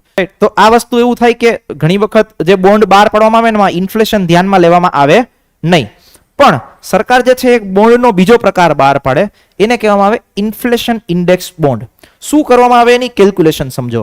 તો કે જો યર 1 પેલું વર્ષ છે, આ વર્ષમાં સરકારે 1000 રૂપિયાનો બોન્ડ બહાર પાડ્યો, તમને 5% ઇન્ટરેસ્ટ રેટ આપતા હતા. ઓકે, તો તમને ઇન્ટરેસ્ટ કેટલું મળતું હતું? 50 રૂપિયા. હવે યર 2 આવ્યું. યર 2 આવ્યું, માર્કેટમાં ઇન્ફ્લેશન જે છે એ 5% થઈ ગઈ. તો સરકાર શું કરશે ખબર છે? તમે જે 1000 રૂપિયા રોક્યા હતા ને એ 1000 રૂપિયા ઉપર 5% પહેલા તો વધારો લગાડશે. એટલે કેટલી થઈ કિંમત? 1050. હા કે ના? 1000 ના 5% મતલબ 50 રૂપિયા. કુલ સરવાળો ગણો, 1000 + 50 કેટલા રૂપિયા થાય? 1050. તો આ 1050 ઉપર તમને કેટલું ઇન્ટરેસ્ટ આપશે? 5% ઇન્ટરેસ્ટ આપશે. તો મતલબ શું થાય કે તમારા ઇન્વેસ્ટમેન્ટની વેલ્યુ છે એ ઇન્ફ્લેશન સાથે એડજસ્ટ કરી, મતલબ માર્કેટમાં ભાવ વધારો થયો, ઓકે, 5% દરે ભાવ વધારો થયો તો તમારું જે રોકાણ છે એમાં બી 5% એડ કરી દીધા, અને જે રોકાણમાં 5% એડ કર્યા એની ઉપર તમને 5% ઇન્ટરેસ્ટ આપ્યું. સમજાણી વસ્તુ? ક્લિયર થાય છે? એટલે શું થાય કે જે માર્કેટમાં ભાવ વધારો થાય એની સાથે સાથે તમારું ઇન્વેસ્ટમેન્ટ બી વધે. આને કહેવાય ઇન્ફ્લેશન ઇન્ડેક્સ બોન્ડ. ઓકે, આ વસ્તુ મેં એકવાર લખેલી છે, તમે સમજો. કયો ઇન્ફ્લેશનનો રેટ ધ્યાનમાં લેવામાં આવે? તો કે ભાઈ ભારતમાં એક ઇન્ફ્લેશન જે છે, ઇન્ફ્લેશનના 2 પ્રકાર હોય છે. એક હોય છે WPI, એક હોય છે CPI. આપણે જ્યારે આગળ ભણીશું ત્યારે ડિસ્કશનમાં આવશે. ઓકે, તો આ ઇન્ફ્લેશન ઇન્ડેક્સ બોન્ડની રકમ ગણવા માટે કઈ કિંમત ધ્યાનમાં લેવામાં આવે? CPI ની. CPI નું ફૂલ ફોર્મ થાય કન્ઝ્યુમર પ્રાઇસ ઇન્ડેક્સ. WPI નું ફૂલ ફોર્મ થાય હોલસેલ પ્રાઇસ ઇન્ડેક્સ. ઓકે, આ 2 પ્રકારના ઇન્ફ્લેશનના રેટ છે, રાઈટ? જેના આધારે આપણા ઇકોનોમીમાં ભાવ વધારો કઈ રીતે થાય છે એ મેજર કરવામાં આવે, માપવામાં આવે. ઓકે, તો આ ઇન્ફ્લેશન ઇન્ડેક્સ બોન્ડ જે છે એ ઇન્ફ્લેશન ઇન્ડેક્સ બોન્ડમાં કયું મેજરમેન્ટ ધ્યાનમાં લેવામાં આવશે? CPI નું. ઓકે, બીજી વસ્તુ સમજો, આમાં અમુક લિમિટેડ મતલબ મિનિમમ રકમ હોય, મેક્સિમમ રકમ હોય. તો કે મિનિમમ રકમ કેટલી છે? 10,000 રૂપિયા. મેક્સિમમ રકમ કેટલી છે? 25 લાખ. આ જે ઇન્ફ્લેશન ઇન્ડેક્સ બોન્ડ બહાર પાડવામાં આવે ને કેટલા સમયગાળા માટે બહાર પાડવામાં આવશે? 10 વર્ષ માટે. ઓકે, સો યુ સી કે 10 વર્ષ પછી જ તમે આને રિડીમ કરી શકો. પણ માનો તમને એવું થયું 5 વર્ષ પછી પૈસાની જરૂરિયાત પડી તો તમે પૈસા પાછા લઈ શકો, પણ સામે બેંક જે છે કે સરકાર છે એ પેનલ્ટી લગાડશે. ઓકે, તમે ફિક્સ ડિપોઝિટ જે છે, ફિક્સ ડિપોઝિટ તમને ખબર હશે, તમે ફિક્સ ડિપોઝિટ લે છે 5 વર્ષ માટે બેંકમાં મૂકી. હવે 5 વર્ષ માટે મૂકી તો 5 વર્ષ પછી તમારા લેટ સે લાખ રૂપિયા મૂક્યા હોય એના ડબલ થઈ જાય. માની લઈએ આપણે 2 લાખ થઈ જાય, પણ માનો વચ્ચે 2-2.5 વર્ષે તમને જરૂરિયાત પડી તો પૈસાની, તો બેંક પૈસા તો પાછા આપી દેશે, પણ તમારા જે ઇન્વેસ્ટમેન્ટ હશે એની ઉપર શું લગાડશે? અમુક ચાર્જ લગાડશે, પેનલ્ટી કાપી અને પછી તમને પૈસા દેશે. ઓકે, સમજાય છે? તો ઇન્ફ્લેશન ઇન્ડેક્સ બોન્ડમાં બી એવું જ છે કે 10 વર્ષ પછી તમે આને પાછા મેળવી શકો. જો વચ્ચેના સમયગાળામાં તમારે પૈસા પાછા જોઈ છે તો તમારી ઉપર શું લગાવવામાં આવશે? પેનલ્ટી લગાડવામાં આવશે. ક્લિયર? ઇન્ફ્લેશન ઇન્ડેક્સ બોન્ડનો એક ક્વેશ્ચન જે છે એ પૂછાયેલો હતો યુપીએસસીમાં, જીપીએસસીમાં હજી સુધી પૂછાયો નહીં, એટલા માટે આપણે આ વસ્તુને કન્સિડરેશનમાં લઈ લીધી. ડન થાય છે? Simple at the end of the વસ્તુ યાદ એટલી રાખવાની કે ઇન્ફ્લેશન ઇન્ડેક્સ બોન્ડ એનો મતલબ એવો થાય કે તમારું ઇન્વેસ્ટમેન્ટ કે તમારું રોકાણ જે છે એ ઇન્ફ્લેશન સાથે એડજસ્ટ કરવામાં આવે. અને બાકી આપણે સિમ્પલ એક્ઝામ્પલ એ બી સમજવું હોય તો એ સમજી શકે કે ભાઈ આપણા પગારમાં કોઈ વસ્તુ વધારો થાય. ઓકે, તમે સમજતા હશો કે ભાઈ ઘરમાં ઘણી વખત ડિસ્કશન ચાલતું હોય તો એમ કે ભાઈ મારો પગાર જે છે હું જ્યારે લાગ્યો ને ત્યાં તો 10,000 રૂપિયા હતો, આજે છે મારો પગાર 50,000 રૂપિયા થઈ ગયો, તો તમને વાહ વાહ થાય. ઓકે, પછી તમારા પાછળથી બાપા આવે. ઓકે, એમ કે ભાઈ તારો પગાર 10,000 થી 50,000 થયો, એ સારી વસ્તુ છે, પણ સામે વસ્તુઓના ભાવમાં બી વધારો થયો છે. તો પેલા તું 10,000 રૂપિયા કમાતો હતો, ઓકે, એની સામે જે મોંઘવારી છે એટલી બધી નહોતી, પણ આજે મોંઘવારી વધી ગઈ છે, તારો પગાર 50,000 થયો તોય તારી પાસે કાંઈ વધશે નહીં. શું કામ? કારણ કે તારો પગાર વધ્યો તો સામે માર્કેટમાં કિંમતો વધી. સમજાય છે? ઓકે, સો સેમ વે અહીંયા બી એવી જ વસ્તુ છે, રાઈટ? કે ઇન્ફ્લેશન ઇન્ડેક્સ બોન્ડમાં શું કરવામાં આવે તો કે ભાઈ તમે જે રોકાણ કર્યું છે, ઓકે, એ રોકાણ ઉપર ઇન્ફ્લેશનની અસર જે છે એ નાબૂદ કરવા માટે શું કરે? તમારા રોકાણને ઇન્ફ્લેશન સાથે એડજસ્ટ કરી દે. Okay, that is called as an inflation index. Clear? અને 1 મિનિટ માટે આરામથી મગજમાં બેસાડવાનો પ્રયત્ન કરો, પછી આપણે આગળ વધીએ. ઓકે, ઓનલાઈન સ્ટુડન્ટ્સ જે છે એ કોઈ પણ પ્રકારનો ડાઉટ હોય તો પૂછી લેજો. અહીંયા મેં એક લાઈન લખી છે, આ લાઈન જે છે એ આગળ જતા આપણને ખબર પડશે. એક ટેક્સનો પ્રકાર છે known as a capital gains tax. Capital gain tax શું છે એને હું તમને શોર્ટમાં સમજાવી દઉં, પછી આપણે આગળ જ્યારે કર પદ્ધતિ કે કર વ્યવસ્થા સમજીશું ત્યારે તો આવશે જ. તમે કોઈ મકાન લ્યો છો, મકાનની કિંમત છે લેશે 5 લાખ રૂપિયા. એગ્રી? આટલી વસ્તુ સમજાણી? હવે આગળ જતા 2 વર્ષ પછી તમે તમારું મકાન વેચો છો લેશે 10 લાખ રૂપિયામાં. એગ્રી? તો પ્રોફિટ કેટલો થયો? 5 લાખ.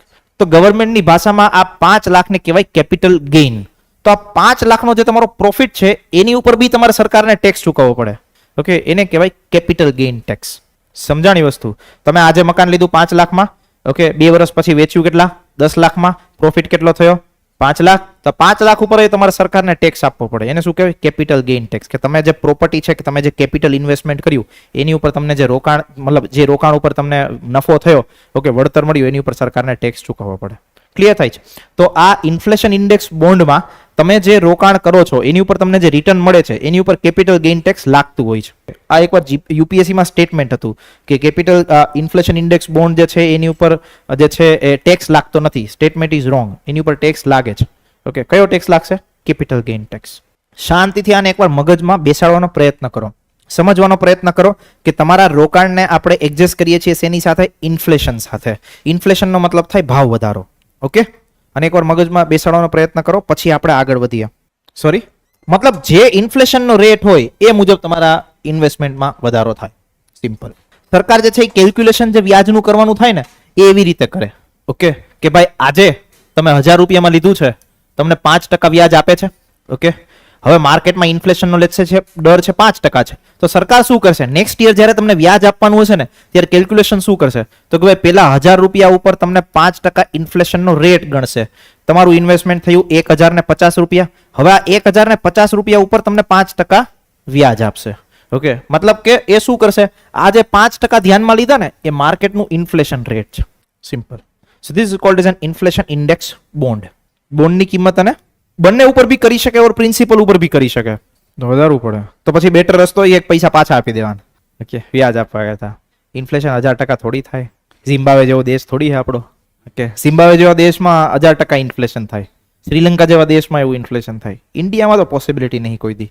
મતલબ એટલી સ્ટ્રોંગ ઇકોનોમી બની છે ઓર લાઈક ઇન્વેસ્ટર્સ કે બધાના સેન્ટિમેન્ટ્સ એટલા બધા થયા છે કે like they are interested invest in India.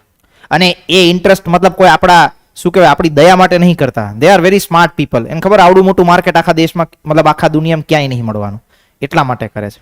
Okay, you C કે કોઈ બી વિદેશની કંપની જે છે કે લેટ્સ સે મેકડોનલ્ડ્સ હોય કે કોઈ બી સબવે નામની કંપની હોય, આ બધી વસ્તુની કંપનીઓ જ્યારે ઇન્ડિયામાં કામ કરવા માટે આવે છે તો ત્યારે એને ઇન્ડિયાના માર્કેટ મુજબ પોતાનું માર્કેટ આખું ચેન્જ કરવું પડે. જેમ કે મેકડી તો યુએસએમ તમે જાઓ તો કોઈ નોનવેજ સિવાય વસ્તુઓ વેચતી જ ના હોય, પણ ઇન્ડિયામાં આવે તો વેજ બર્ગર વેચવું પડે. ઓકે, અધરવાઇઝ માર્કેટ શેર ના મળે. Same way subway. Okay, subway જે છે તમે યુએસએમ જાઓ તો યુએસએમ જાઓ તો નોનવેજ વસ્તુ જ મળે, પણ ઇન્ડિયામાં કામ કરવું હોય તો શું કરવું પડે? બીજી વસ્તુ કે એમેઝોન જે છે, એમેઝોનને ઇન્ડિયામાં માર્કેટ પોતાનું જમાવવું હોય તો આપણી દેશી ભાષામાં કામ કરવું પડે.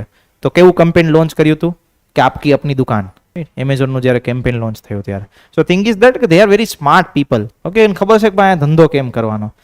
તો લોકોના સેન્ટિમેન્ટ્સ સાથે જ્યારે તમે ધંધાને જોડી દો ત્યારે તમારો ધંધો જાય જોરદાર ઉપર. એકવાર વસ્તુને સમજી લો પછી આપણે આગળ વધીએ. ખાલી બોન્ડ સમજવામાં જ આપણે એક, કોઈ ડાઉટ, કોઈ પ્રશ્નો? આગળ વધી શકીએ.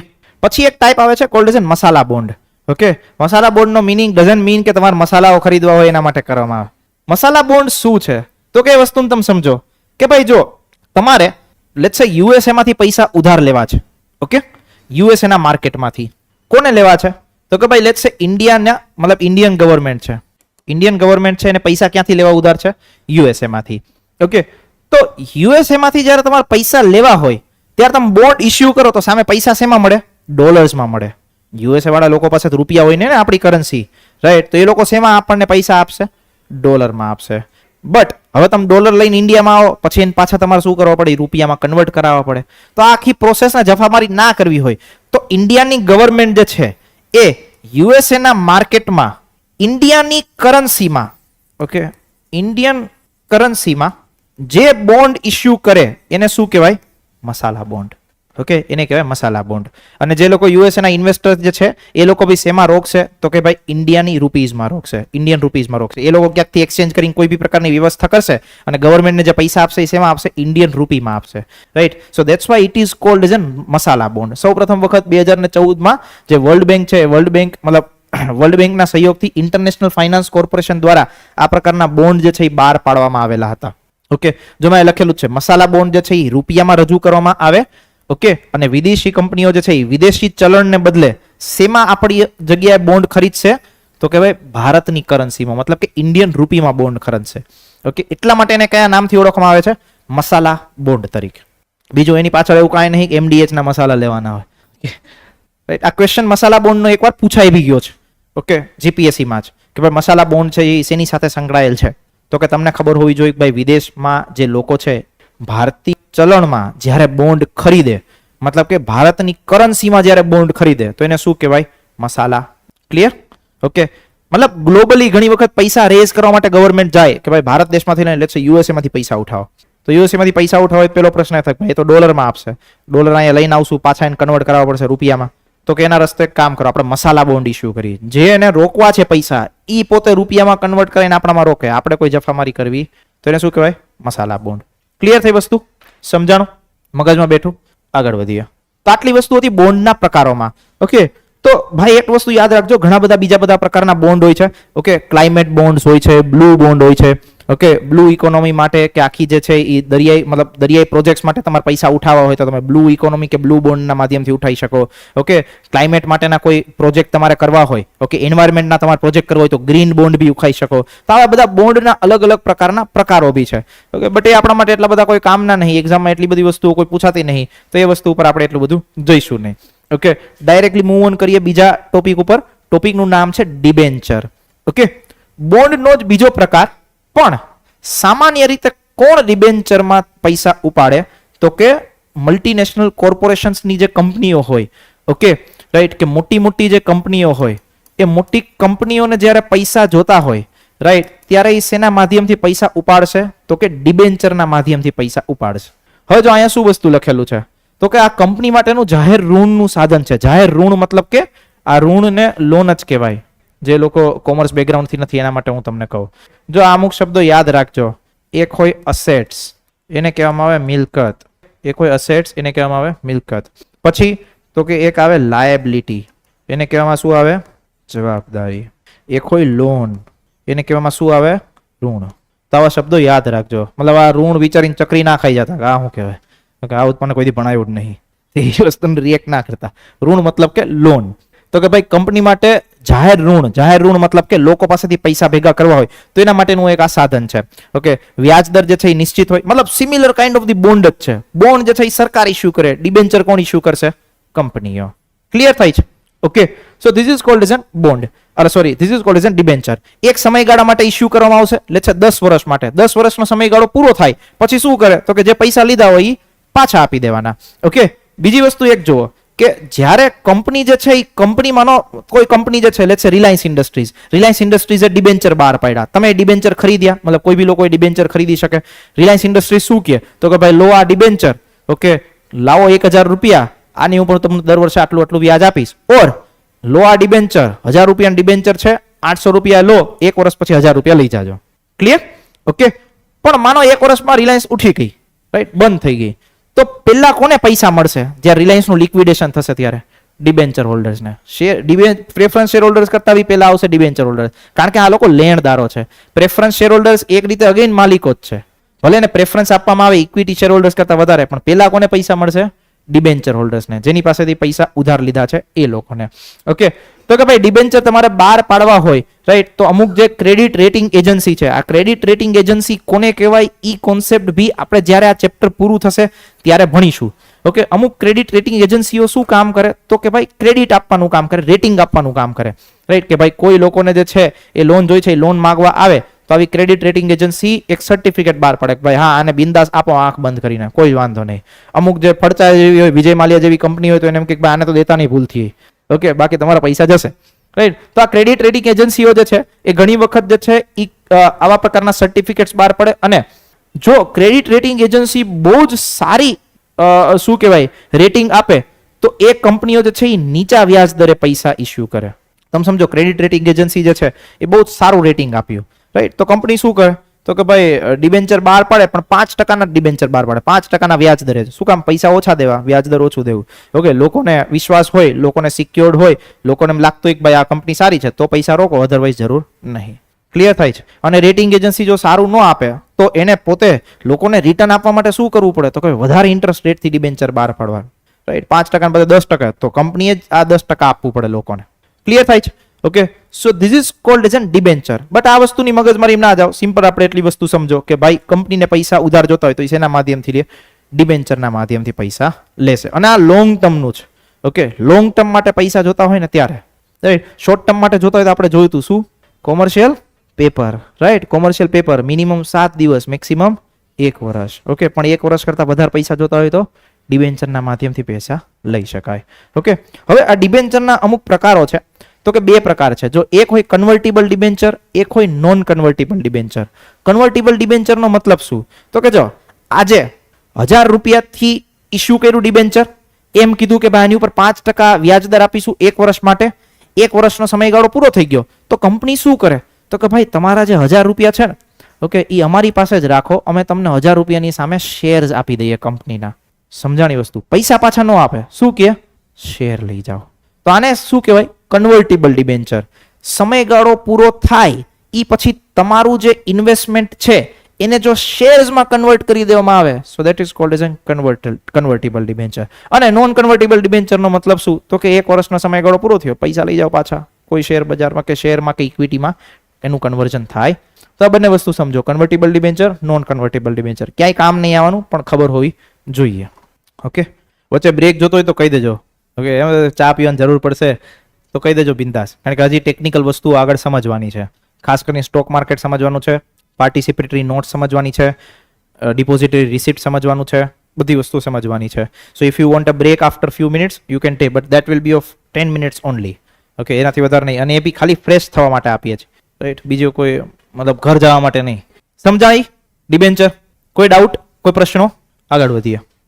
હવે આવશે ડેરિવેટિવ્સ. ઓકે, ડેરિવેટિવ્સમાં આપણે બહુ જ વધારે પડીશું નહીં, પણ સામાન્ય રીતે એને સમજીશું કે ઘણા બધા એક એવા માર્કેટમાં સાધનો હોય છે કે જેની અંદર ટ્રેડિંગ થતું હોય, that is called as an derivatives. ડેરિવેટિવ્સમાં તમને સામાન્ય રીતે આવા શબ્દો સમજવામાં આવતા હશે કે કોલ એન્ડ પુટ ઓપ્શન્સ, જે પ્રકારનું ટ્રેડિંગ થતું હોય. તો કે આને કેવા હોય તો કે આ એક પ્રકારના ફ્યુચર ટ્રેડિંગ ઓપ્શન્સ હોય. તો કે શું કરવામાં આવે, જો તમને સામાન્ય રીતે એક જ ઉદાહરણથી સમજાવીશ, આની ઉપર બહુ આપણે પાછળ પડશું નહીં. તો કે ડેરિવેટિવ્સની જે કિંમત હોય એક અસેટ સાથે જોડાયેલી હોય. અસેટ સાથે જોડાયેલી હોય એનો મતલબ શું થાય તો કે જો એ નામનો વ્યક્તિ છે, ઓકે, અને સામે બી નામનો વ્યક્તિ છે. આ બંને વચ્ચે એક પ્રકારનો કરાર થાય છે.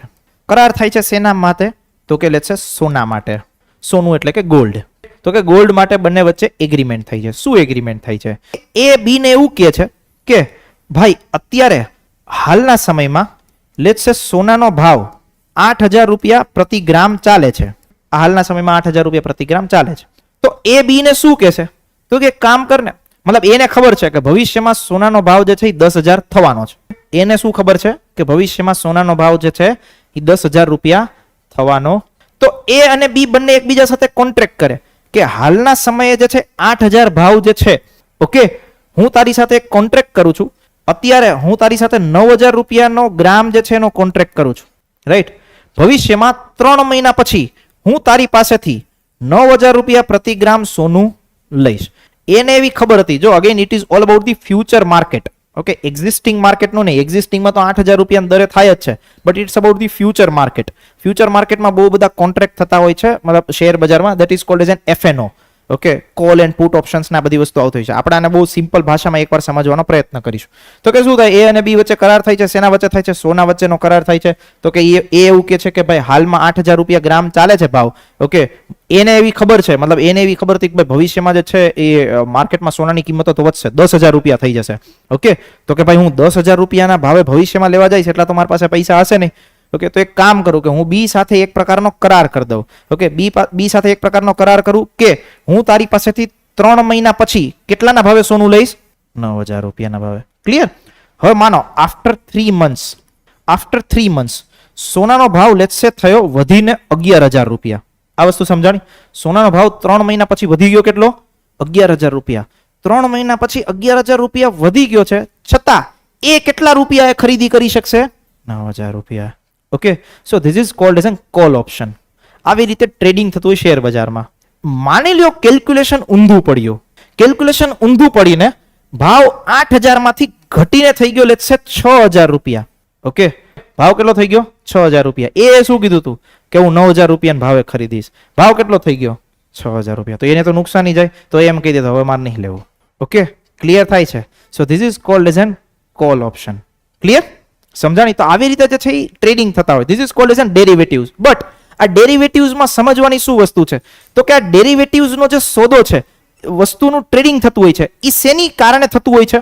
તો આ એક પ્રકારની અસેટ છે, ઓકે, કે જેના માધ્યમથી ટ્રેડિંગ થશે. ઓકે, ફ્યુચરમાં જે પ્રકારના મતલબ શેર બજારમાં આનું બહુ જ મોટું આખું ટેકનિકલ રમત રમાતી હોય છે, that is called as an call and put options. Okay, future and option trading. But આપણે એ બધી વસ્તુને વધારે દિમાગમાં લઈ આવવાની જરૂર નથી. આપણને ખબર હોવી જોઈએ કે ડેરિવેટિવ્સ શું છે. ઓકે, તો કે ડેરિવેટિવ્સ એવી વસ્તુ છે, રાઈટ, કે જેની સાથે મતલબ ડેરિવેટિવ્સ એક એવું નાણાકીય સાધન છે કે જેના માધ્યમથી તમે ટ્રેડ કરશો, પણ એ ડેરિવેટિવ સાથે કોઈ એક અસેટ જોડાયેલી હશે. તો અહીંયા અસેટ શું છે? સોનું. કોઈ એસેટ લેન્ડની બી હોઈ શકે, ઓકે, કોઈ એસેટ ઘરેણાની બી હોઈ શકે, કોઈ એસેટ ઘરની બી હોઈ શકે, મતલબ પ્રોપર્ટીની બી હોઈ શકે, કોઈ પણ પ્રકારની એસેટ હોઈ શકે. પણ આની કિંમત કે આનો કરાર જે છે એ શેના આધારે થાય છે? તો કે ભાઈ અસેટના આધારે. એટલા માટે એને શું કહેવાય? ડેરિવેટિવ્સ.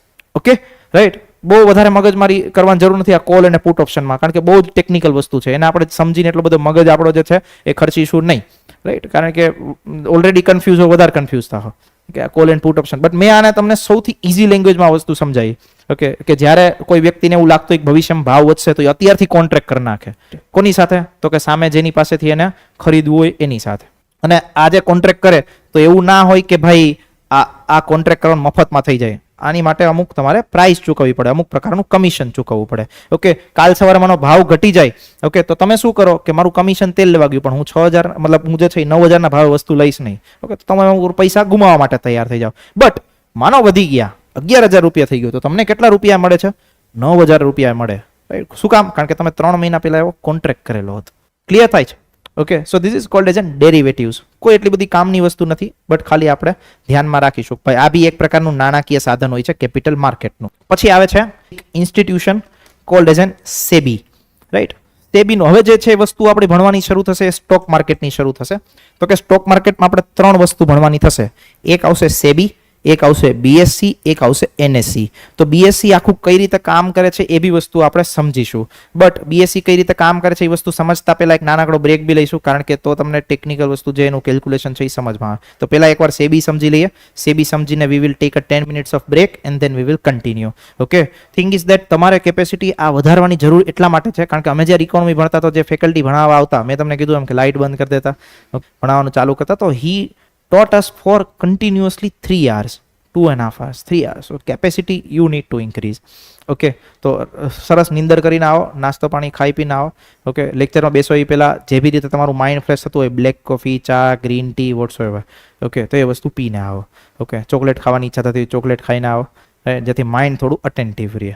મને કન્ટિન્યુ રાખવામાં કોઈ પ્રોબ્લેમ જ નહીં, પણ પાછળ જે વિશાળ શ્રેણીમાં જે ચહેરાઓ દેખાય છે, ઓકે, એ ચહેરાઓ પર જે એક પ્રકારનો અચંભો દેખાય છે કે સાલું આ એલિયન દુનિયા કઈ રીતે ચાલી રહી, કેવી મસ્ત દુનિયા ચાલતી હતી, ઓલું બંધારણ ભણતા હતા, ઓકે, જે ખરડો આવતો ખરડો સમજાઈ જતો, ઓકે, મૂળભૂત અધિકારો સમજાઈ જતા, ત્યાંથી લઈને ધડામ થઈને આ સીએબી ને કોલ ને પુટ ઓપ્શન્સ ને બોન્ડ ને ડિબેન્ચર બધી કેટલી રોજ નવી ટર્મિનોલોજી યાદ રાખવાની, રોજ નવી ટર્મિનોલોજી શીખવાની.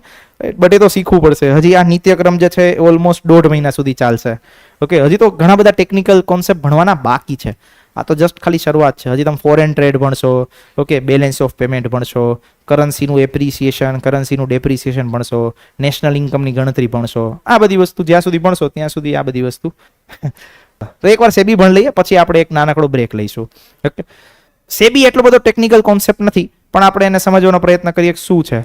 તો કે ભાઈ જો આખું સ્ટોક માર્કેટ છે, એ સ્ટોક માર્કેટનું કોઈ રેગ્યુલેશન કરતું હોય, કોઈ નિયમન કરતું હોય, રાઈટ, કે સ્ટોક માર્કેટ જે છે કઈ રીતે ચાલશે, કોઈ કંપની જે છે એ કંપનીને આઈપીઓ લાવવો છે તો એ કોની મંજૂરીથી લાવી શકશે, ઓકે, કંપની જે છે ઇન્વેસ્ટરોનું પ્રોટેક્શન કરી રહી છે કે નહીં, કંપની જે છે એ ખોટી કોઈ એવી ટ્રેડ પ્રેક્ટિસિસ તો યુઝ નથી કરતી કે જેનાથી ઇન્વેસ્ટર્સને હાર્મ થઈ શકે. તો આ બધી વસ્તુને રેગ્યુલેટ કરવા માટે, આ બધી વસ્તુનું નિયમન કરવા માટે ભારત દેશમાં એક સંસ્થા છે. સંસ્થાનું નામ છે security and exchange board of India, known as a SEBI. કેવા પ્રકારની સંસ્થા છે? તો કે ભાઈ વૈધાનિક પ્રકારની સંસ્થા છે.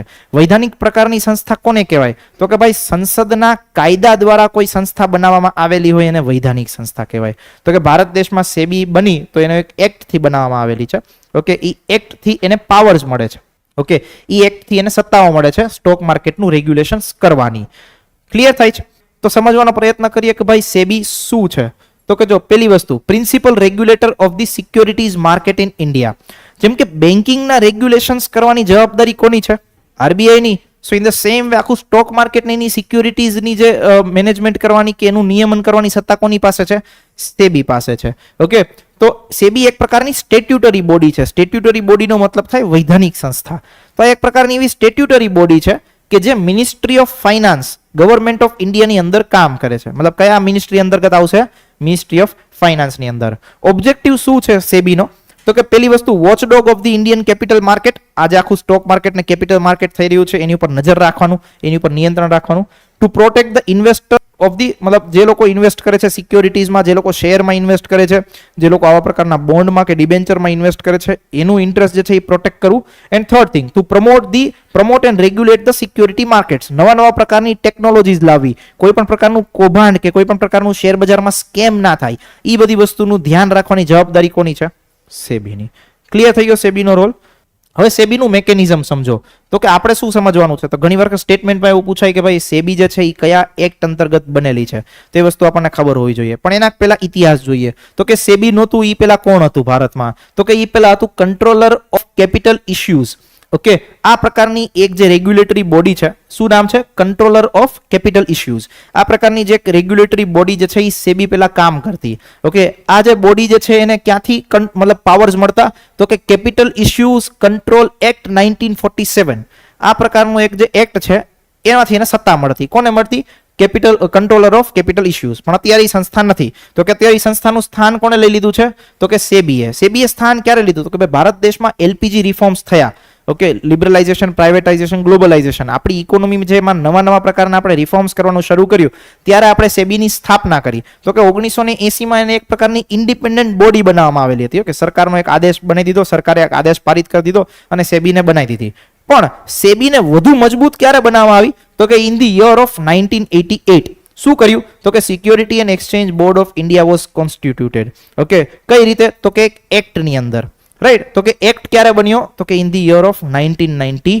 ઓકે, તો કે જો અહીં શું લખેલું છે કે લેટર વિથ ધી એનેક્ટમેન્ટ, એનેક્ટમેન્ટ મતલબ કે જે એક્ટ બન્યો તે enactment of the Security and Exchange Board of India Act 1992, it becomes a autonomous and statutory body. મતલબ કે વધારે મજબૂત ક્યારે કરી in the year of 1990. શેનામાં તમને સ્ટેટમેન્ટ પૂછાય કે ભાઈ સેબીની રચના જે છે કયા એક્ટ અંતર્ગત થઈ છે તો કે સેબી એક્ટ 1992 અંતર્ગત. ક્લિયર? સમજાણી વસ્તુ સેબીની બાબતમાં. હવે વધુ જોઈએ સેબીનું. સેબીનું સ્ટ્રક્ચર કેવું છે તો કે ભાઈ સેબીનું સ્ટ્રક્ચર જે છે એની ઉપર સૌથી ટોપ ઉપર હોય તો છે શું તો કે બોર્ડ ઓફ ડિરેક્ટર્સ. આ બોર્ડ ઓફ ડિરેક્ટર્સમાં કેટલા લોકો હશે તો કે ભાઈ 9 લોકો હશે. 9 લોકોમાં કોણ હેડ કરશે તો કે ભાઈ એક જે છે એ સેબીના ચેરપર્સન હશે કે જે સેબીના મેઇન હેડ હશે. પછી એની નીચે 2 લોકો જે છે એ યુનિયન મિનિસ્ટ્રીમાંથી હશે. ઓકે, યુનિયન મિનિસ્ટ્રી મતલબ કે કેન્દ્રીય મંત્રાલયોમાંથી. ઓકે, એક મેમ્બર જે છે ક્યાંથી હશે તો કે રિઝર્વ બેંક ઓફ ઇન્ડિયામાંથી હશે અને 5 મેમ્બર જે છે એને ગવર્મેન્ટ ઓફ ઇન્ડિયા અપોઇન્ટ કરશે. Okay, government of India appoint કરશે એમાંથી 3 લોકો જે છે એટલીસ્ટ 3 લોકો મતલબ કે ઓછામાં ઓછા 3 લોકો જે છે એ પૂર્ણ સદસ્યો હશે. બાકીના 2 સદસ્યો છે એને કોઈ પ્રકારનો ટાઈમ પીરિયડ આપશે અને પછી એની જગ્યાએ બીજા કોકને નિમણૂક કરશે. તો આ રીતે આખું સેબીનું બોર્ડ ઓફ ડિરેક્ટર્સ કામ કરે છે કે જેની પાસે સત્તા છે માર્કેટના સંદર્ભે કોઈ પણ પ્રકારના નિર્ણયો લેવાની. ઓકે, કેટલા મેમ્બર્સ છે ટોટલ 9 મેમ્બર્સ. એક કોણ હોય ચેરપર્સન. 2 લોકો ક્યાંથી હશે યુનિયન મિનિસ્ટ્રીમાંથી. એક મેમ્બર ક્યાંથી હશે રિઝર્વ બેંક ઓફ ઇન્ડિયામાંથી અને 5 લોકોને કોણ અપોઇન્ટ કરશે ગવર્મેન્ટ ઓફ ઇન્ડિયા. એક ક્ષેત્રોના જાણકાર હોય એને ગવર્મેન્ટ ઓફ ઇન્ડિયા અપોઇન્ટ કરી શકે. ક્લિયર? આટલી વસ્તુ સમજાણી. પછી આવે છે પાવર્સ ઓફ સેબી. તો સેબી જે છે એક પ્રકારની ક્વાસી જ્યુડિશિયલ એન્ડ ક્વાસી લેજિસ્લેટિવ બોડી છે. ક્વાસી જ્યુડિશિયલ એન્ડ ક્વાસી લેજિસ્લેટિવ બોડીનો મતલબ શું થાય તો કે જો શેર માર્કેટ છે આખું જે મતલબ સ્ટોક માર્કેટ છે એ સ્ટોક માર્કેટના સંદર્ભે નિયમો બનાવવાની સત્તા કોની પાસે છે સેબી પાસે. તો સંપૂર્ણ નિયમ બનાવવાની સત્તા નથી પણ અમુક નિયમો બનાવવાની સત્તા. તો અમુક નિયમો જ્યારે એની પાસે બનાવવાની સત્તા હોય ત્યારે એને કેવી બોડી તરીકે ઓળખાય ક્વાસી લેજિસ્લેટિવ બોડી તરીકે. ક્વાસી જ્યુડિશિયલ બોડી તો કે ભાઈ કોઈ કંપની જે છે એ નિયમો વિરુદ્ધ કામ કરતી હોય તો એ કંપનીને ડીલિસ્ટ કરવી કે એ કંપની ઉપર કોઈ પણ પ્રકારની સજા મૂકવી કે કોઈ પણ પ્રકારનો દંડ ફટકારવો એ પ્રકારની સત્તા કોની પાસે છે સેબી પાસે. તો એટલા માટે એને કેવી કહેવાય ક્વાસી જ્યુડિશિયલ બોડી. ઓકે, ગુજરાતી શબ્દ એનો છે અર્ધધારાકીય અને અર્ધ ન્યાયિક સત્તા. ઓકે, અર્ધધારાકીય મતલબ કે અડધી ધારાકીય હોય, બધી જ સત્તા નહીં એની પાસે. અર્ધ ન્યાયિકનો મતલબ થાય સંપૂર્ણ ન્યાયિક અદાલત જેવી સત્તા નહીં પણ અમુક આંશિક સત્તાઓ. તો ક્વાસી લેજિસ્લેટિવ એન્ડ ક્વાસી જ્યુડિશિયલ બોડી. હવે એની પાસે પાવર્સ શું છે? ઓકે, તો પાવર્સ આપણે 3 પાર્ટમાં જોવાના થશે. એક તો કે પાવર્સ વિથ રિસ્પેક્ટ ટુ, આ WRT એનું ફૂલ ફોર્મ થાય વિથ રિસ્પેક્ટ ટુ. ઓકે, એટલે પછી એવું કહેતા ને કે તમે ટાઈપિંગમાં ભૂલ કરી. ઓકે, એનો મતલબ થાય વિથ રિસ્પેક્ટ ટુ. તો powers with respect to issuers. Issuers મતલબ કે જે લોકો જે છે એ મતલબ ટ્રેડિંગ કરતા હોય છે કે જે લોકો કંપની લિસ્ટ થતી હોય છે એના સંદર્ભે, રાઈટ. જે લોકો મતલબ રિલાયન્સ ઇન્ડસ્ટ્રી છે, રિલાયન્સ ઇન્ડસ્ટ્રી સ્ટોક માર્કેટમાં પોતે લોન્ચ થતી હોય. ઓકે, તો એને શું કહેવાય ઇશ્યુઅર્સ. ઓકે, તો આ ઇશ્યુઅર્સના સંદર્ભે એની પાસે શું પાવર છે તો કે ભાઈ જો એની પાસેથી માહિતી માંગી શકે, એની કંપનીનું ઇન્સ્પેક્શન કરી શકે, એની સામે ઇન્ક્વાયરીઝ બેસાડી શકે. ઓકે, દેન એના જે સ્ટોક એક્સચેન્જીસ હોય સ્ટોક એક્સચેન્જનું ઓડિટ કરી શકે. આ mutual fund, other person associated with the security market, intermediaries and self regulatory organisation in the security market. મતલબ કે સિમ્પલ કે જે કંપનીઓ છે એ કંપનીઓનું ઓડિટ કરવાનું, કંપની પાસેથી કોઈ પણ પ્રકારની માહિતીઓ મગાવવાની, કંપનીને પૂછપરછ કરવાની, કંપનીનું ઇન્સ્પેક્શન કરવાની, આ બધી સત્તા એની પાસે શું છે ઇશ્યુઅર્સના સંદર્ભે છે. ઓકે, મતલબ કે જે લોકો સ્ટોક માર્કેટમાં કામ કરે છે એના સંદર્ભે, જે કંપનીઓ છે એના કોન્ટેક્સ્ટમાં. Second thing, powers with respect to investors. મતલબ કે જે લોકો પૈસા રોકે છે એના સંદર્ભે. તો કે ભાઈ જે લોકો પૈસા રોકે છે એ લોકો કોઈ પણ પ્રકારની ફ્રોડ કે અનફેર પ્રકારની ટ્રેડિંગ એક્ટિવિટીઝમાં ના આવી જાય એના માટેનું સેબી શું કરે છે કામ કરે છે. ઓકે, મતલબ કે ઇન્વેસ્ટર્સ જે પૈસા રોકતા હોય ઇન્વેસ્ટર્સને ગાઈડ કરવાનું, ઇન્વેસ્ટર્સને છે એ અવેર કરવાનું, ઇન્વેસ્ટર્સને જે છે એજ્યુકેટ કરવાનું. ઓકે, તમે જોતા હશો કે મ્યુચ્યુઅલ ફંડની મ્યુચ્યુઅલ ફંડની એડવર્ટાઇઝમેન્ટ આવતી હોય છેલ્લે સ્પીડમાં બોલે જલ્દીથી mutual funds are subject to market risk. Okay, તમે સાંભળો એ પહેલા પૂરું થઈ ગયું, સમજો એ પહેલા પૂરું થઈ જાય. મતલબ થોડા દિવસ પહેલા મેં એક વસ્તુ જોઈ કે લાઈક છે ઓલા કંપની છે ને. ઓકે, શેના માટેની કંપની છે ઇલેક્ટ્રિક વ્હીકલ માટેની. ઓકે, જે ઇલેક્ટ્રિક વ્હીકલ બનાવે. તો એ કંપનીએ પોતાની એડવર્ટાઇઝમેન્ટમાં શું લખ્યું હતું કે world's largest electric vehicle company, પછી નીચે એક ફૂદડી કરીને લખ્યું હતું એક્સક્લુડ ચાઇના. ઓકે, સમજાની વસ્તુ. ઓકે, મતલબ મોટા અક્ષરથી એવું લખ્યું હતું world's largest electric vehicle company, પછી નીચે લખ્યું હતું એક્સક્લુડ ચાઇના, મતલબ ચાઇનાને બાદ કરીને, રાઈટ. તો આ તો કેવું થઈ ગયું ભાઈ, ઇન્ડિયા જે છે વર્લ્ડનું પાવર છે એક્સેપ્ટ યુએસએ. ઓકે, આના જેવો મતલબ થાય, રાઈટ. ઓલાની હમણાં બહુ હાલત ખરાબ થઈ ગઈ, જો આમાંથી કોઈને ઓલાની સ્ટોરી ખબર હોય તો, રાઈટ. તો ઓલા જે લોકો મતલબ સ્કૂટર લેવાનું વિચારતા હોય એ લોકો બહુ જ ઘણી વસ્તુઓ વિચારીને લેવું.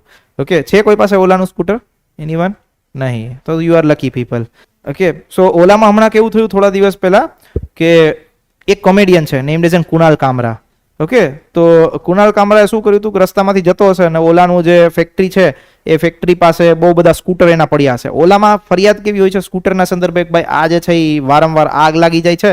ઓકે, આના સર્વિસ સ્ટેશન ઉપર તમે સ્કૂટર આપો તો એક વર્ષ સુધી સ્કૂટર પાછા નહીં આવતા.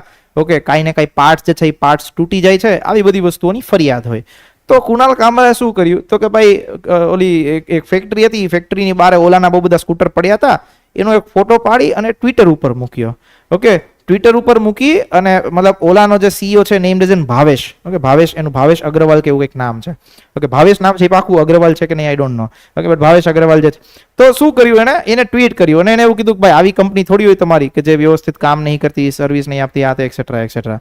હવે ભાવેશ અગ્રવાલ જે છે એ થોડા સમય પહેલા વાયરલ થયા હતા કઈ બાબતે, તો કે ભાવેશ અગ્રવાલે એવું કીધું હતું કે ભાઈ જીવનમાં વર્ક લાઈફ બેલેન્સ જેવું કાંઈ જ ના હોય. ઓકે, 7 દિવસ કામ કરવાનું હોય અને 24 કલાક કામ કરવાનું હોય. He said like that. Okay, તો એના માટે ઇન્ટરનેટ ઉપર બહુ જ વાયરલ થયા હતા. ઓકે, તો હવે રવિવારે કુણાલ કામરાએ ટ્વીટ કર્યું. સો હી વોઝ મતલબ એક વ્યક્તિ છે, કોમેડિયન છે, એને કીધું કે ભાઈ આમ તો એને કીધું તું 24 કલાક એ કામ જ કરવાનું હોય પણ રવિવાર કદાચ એ ફ્રી હશે. ઓકે, સો કુણાલ કામરાએ ટ્વીટ કર્યું કે ભાઈ આવી રીતે થોડી તમારી જે છે એ કંપની ચાલી શકે. તો સામે આ ભાઈએ ગાડી ચાલુ કરી અને જે છે એ રિપ્લાય આપવાનું ચાલુ કર્યું, ભાઈ તું તો ફેલ્ડ કોમેડિયન છો અને તારું કાંઈ કામ નહીં, તું મારી કંપની ઉપર કેવી રીતે આવી રીતે એલિગેશન્સ લગાવી શકે એક્સેટ્રા એક્સેટ્રા. બહુ જ પ્રકારની ટ્વિટર વોલ ચાલી. બીજે દિવસે શું થયું તો કે બીજે દિવસે ઓલાનો stock price down by 9%. Okay, મતલબ કે સ્ટોક માર્કેટમાં ધડાકો બોલી ગયો ઓલાના શેર્સનો. ઓકે, તો અત્યારે it is very much difficult કે ઓલાને પોતાની જે એસ્ટાબ્લિશમેન્ટ મતલબ કે જે આખી મતલબ શું કહેવાય ઇમેજ જે છે ઇમેજ એસ્ટાબ્લિશ કરવા માટે અત્યારે લાગેલા છે. ઓકે, અને ઘણી બધી કંપનીઓમાં મતલબ ઘણા બધા ફરિયાદો એમના જે ઓલા વ્હીકલ્સ હોય એના સંદર્ભે પાસ્ટમાં બી આવેલી છે, રાઈટ. તો આવી બધી વસ્તુઓ થતી હોય છે. Okay, powers with respect to investors શું છે તો કે જે બી લોકો પૈસા રોકે છે એ લોકોના હકને જાળવી રાખવાનો. ઓકે, એ લોકો કોઈ પણ પ્રકારનો ફ્રોડનું ભોગ ના બને, એ લોકો કોઈ પણ પ્રકારના કૌભાંડનું ભોગ ના બને, રાઈટ. એ લોકો કોઈ બી XYZ આલિયા માલિયા જેવા બ્રોકર પાસેથી પૈસા મતલબ શું કહેવાય પૈસા ઇન્વેસ્ટ ના કરી દે, એના માધ્યમથી કોઈ શેર ખરીદી ના લે, આવા પ્રકારની કોઈ બી ટ્રેડ પ્રેક્ટિસિસ ના થાય એનું ધ્યાન રાખવું. ઘણી વખત શેર બજારમાં કેવું થતું હોય છે, ઇનસાઇડર ટ્રેડિંગ થતું હોય. ઇનસાઇડર ટ્રેડિંગનો મતલબ શું થાય તો કે કંપનીની ઇન્ફોર્મેશન હજી બારે આવી ન હોય એ પેલા કંપનીના કોઈક ઓફિશિયલો લીક કરી દે, કંપનીની કોઈક માહિતી લીક થઈ જાય તો અચાનકથી બધા લોકો એ કંપનીનો શેર લેવા માટે લાગી જાય. ઓકે, અચાનકથી બધા લોકો કંપનીનો શેર લેવા માટે લાગી જાય તો કંપનીની શેરની પ્રાઇસ શું થઈ જાય, અચાનકથી અપ થઈ જાય. હર્ષદ મહેતાના ટાઈમે આ બધી વસ્તુઓ થયેલી છે. કંઈક ACC સિમેન્ટ જેવો એક શેર હતો. ઓકે, શેરનો ભાવ હતો 10,000 રૂપિયા, હર્ષદ મહેતા લઈ ગયા એને 10,000 રૂપિયા સુધી. ઓકે, 100 રૂપિયા જેવો શેરનો પ્રાઇસ હતો, 100 રૂપિયા કે 1,000 રૂપિયા સમથિંગ પ્રાઇસ હતો. હર્ષદ મહેતા એને લઈ ગયા કેટલા, 10,000 રૂપિયા સુધી, રાઈટ. મતલબ કે લોકોને લેવડાવ કરે, કંપની આવું કરે છે એક્સેટ્રા એક્સેટ્રા. ઓકે, તો ઘણી વખત આવી ઇનસાઇડર ટ્રેડિંગ થતી હોય છે. તો આવી ઇનસાઇડર ટ્રેડિંગ ઉપર રોક લગાવવાનું કામ બી કોણ કરે છે, સેબી કરે છે. Third thing, powers with respect to intermediaries છે. Okay, not about the investors, intermediaries. ઇન્ટરમીડિયરીઝનો મતલબ શું થાય, જે લોકો સ્ટોક બ્રોકર્સ હોય તે તમે જોતા હશો, ઝેરોધા, એન્જલ બ્રોકિંગ, મારવાડી, શેરખાન, આ બધા લોકો શું છે એક પ્રકારની બ્રોકરેજ ફોર્મ લઈને બેઠા હોય. એ લોકો શું કરે તો કે જે સ્ટોક માર્કેટ છે અને લોકો છે આ બંને વચ્ચેની એક કડીનું કામ કરે. તો કે લોકોને કોઈ શેર લેવા હોય, બધા લોકો નોલેજ ના હોય કે ભાઈ ડાયરેક્ટ ક્યાંથી લેવાના, તો એ લોકો શું કરે, કોઈ બ્રોકર પાસેથી લે. તો આ બ્રોકર કોણ હોય, એન્જલ બ્રોકિંગ, કે જેની ઉપરથી તમે શેર્સ લઈ શકો. ઝેરોધા તો કે એક પ્રકારનું બ્રોકરેજ હાઉસ હોય, એ લોકો શું કરે, તમે શેર લો એની ઉપર થોડો ચાર્જ લગાવે. ઓકે, પોતાનું કમિશન ચાર્જ કરે. તો આવા પ્રકારના જે ઇન્ટરમીડિયરીઝ છે એ ઇન્ટરમીડિયરીઝને લાયસન્સ આપવું, ઇન્ટરમીડિયરીઝ વ્યવસ્થિત રીતે કામ કરી શકે છે કે નહીં એ જોવું, એ બધી વસ્તુનું કામ કોણ કરે, સેબી કરે. ઓકે, તો powers with respect to investors, powers with respect to issuers and powers with respect to intermediaries. આ વસ્તુ તમને ક્યાં કામ લાગી શકે? તમને એવું લાગતું હશે કે ભાઈ આવી બધી વસ્તુઓ ભણવાથી કઈ મેઇન્સમાં થોડી લખવાનું હોય, બટ થોડા સમય પહેલા જસ્ટ ડીવાયએસઓની એક્ઝામ તમે જુઓ, ડીવાયએસઓની એક્ઝામમાં એક ક્વેશ્ચન પૂછાયેલો હતો કે નિયમનકાર તરીકે સેબીની ભૂમિકા વર્ણવો. તો ત્યારે જો તમારી પાસે આટલા મુદ્દાઓ હોય, તમે આવું એવી વસ્તુ લખી હોય કે ભાઈ એનું જે રોલ જે છે એ ઇન્વેસ્ટર્સના સંદર્ભે આવો છે, ઇશ્યુઅર્સના સંદર્ભે આવો છે, ઓકે, ઇન્ટરમીડિયરીઝના સંદર્ભે આવો છે, તો માર્ક 56 ફાળ રીતે મળે, કે અધરવાઇઝ ના મળે. તો આ વસ્તુ થઈ ગઈ સેબીના શું કહેવાય મતલબ સેબીનો જે શું કહેવાય પાવર્સ છે વિથ રિસ્પેક્ટ ટુ અલગ અલગ ઇન્ટરમીડિયરીઝ માટેનો એ. હવે રોલ્સ એન્ડ ફંક્શન્સ સેબી 4 પ્રકારમાં તમે વેચી શકો. પહેલી વસ્તુ માર્કેટ આખું રેગ્યુલેટ કરવું, કોઈ લોકો જે છે ખરાબ કામ કરતા નથી, ખરાબ પ્રેક્ટિસ કરતા નથી એ જોવાનું.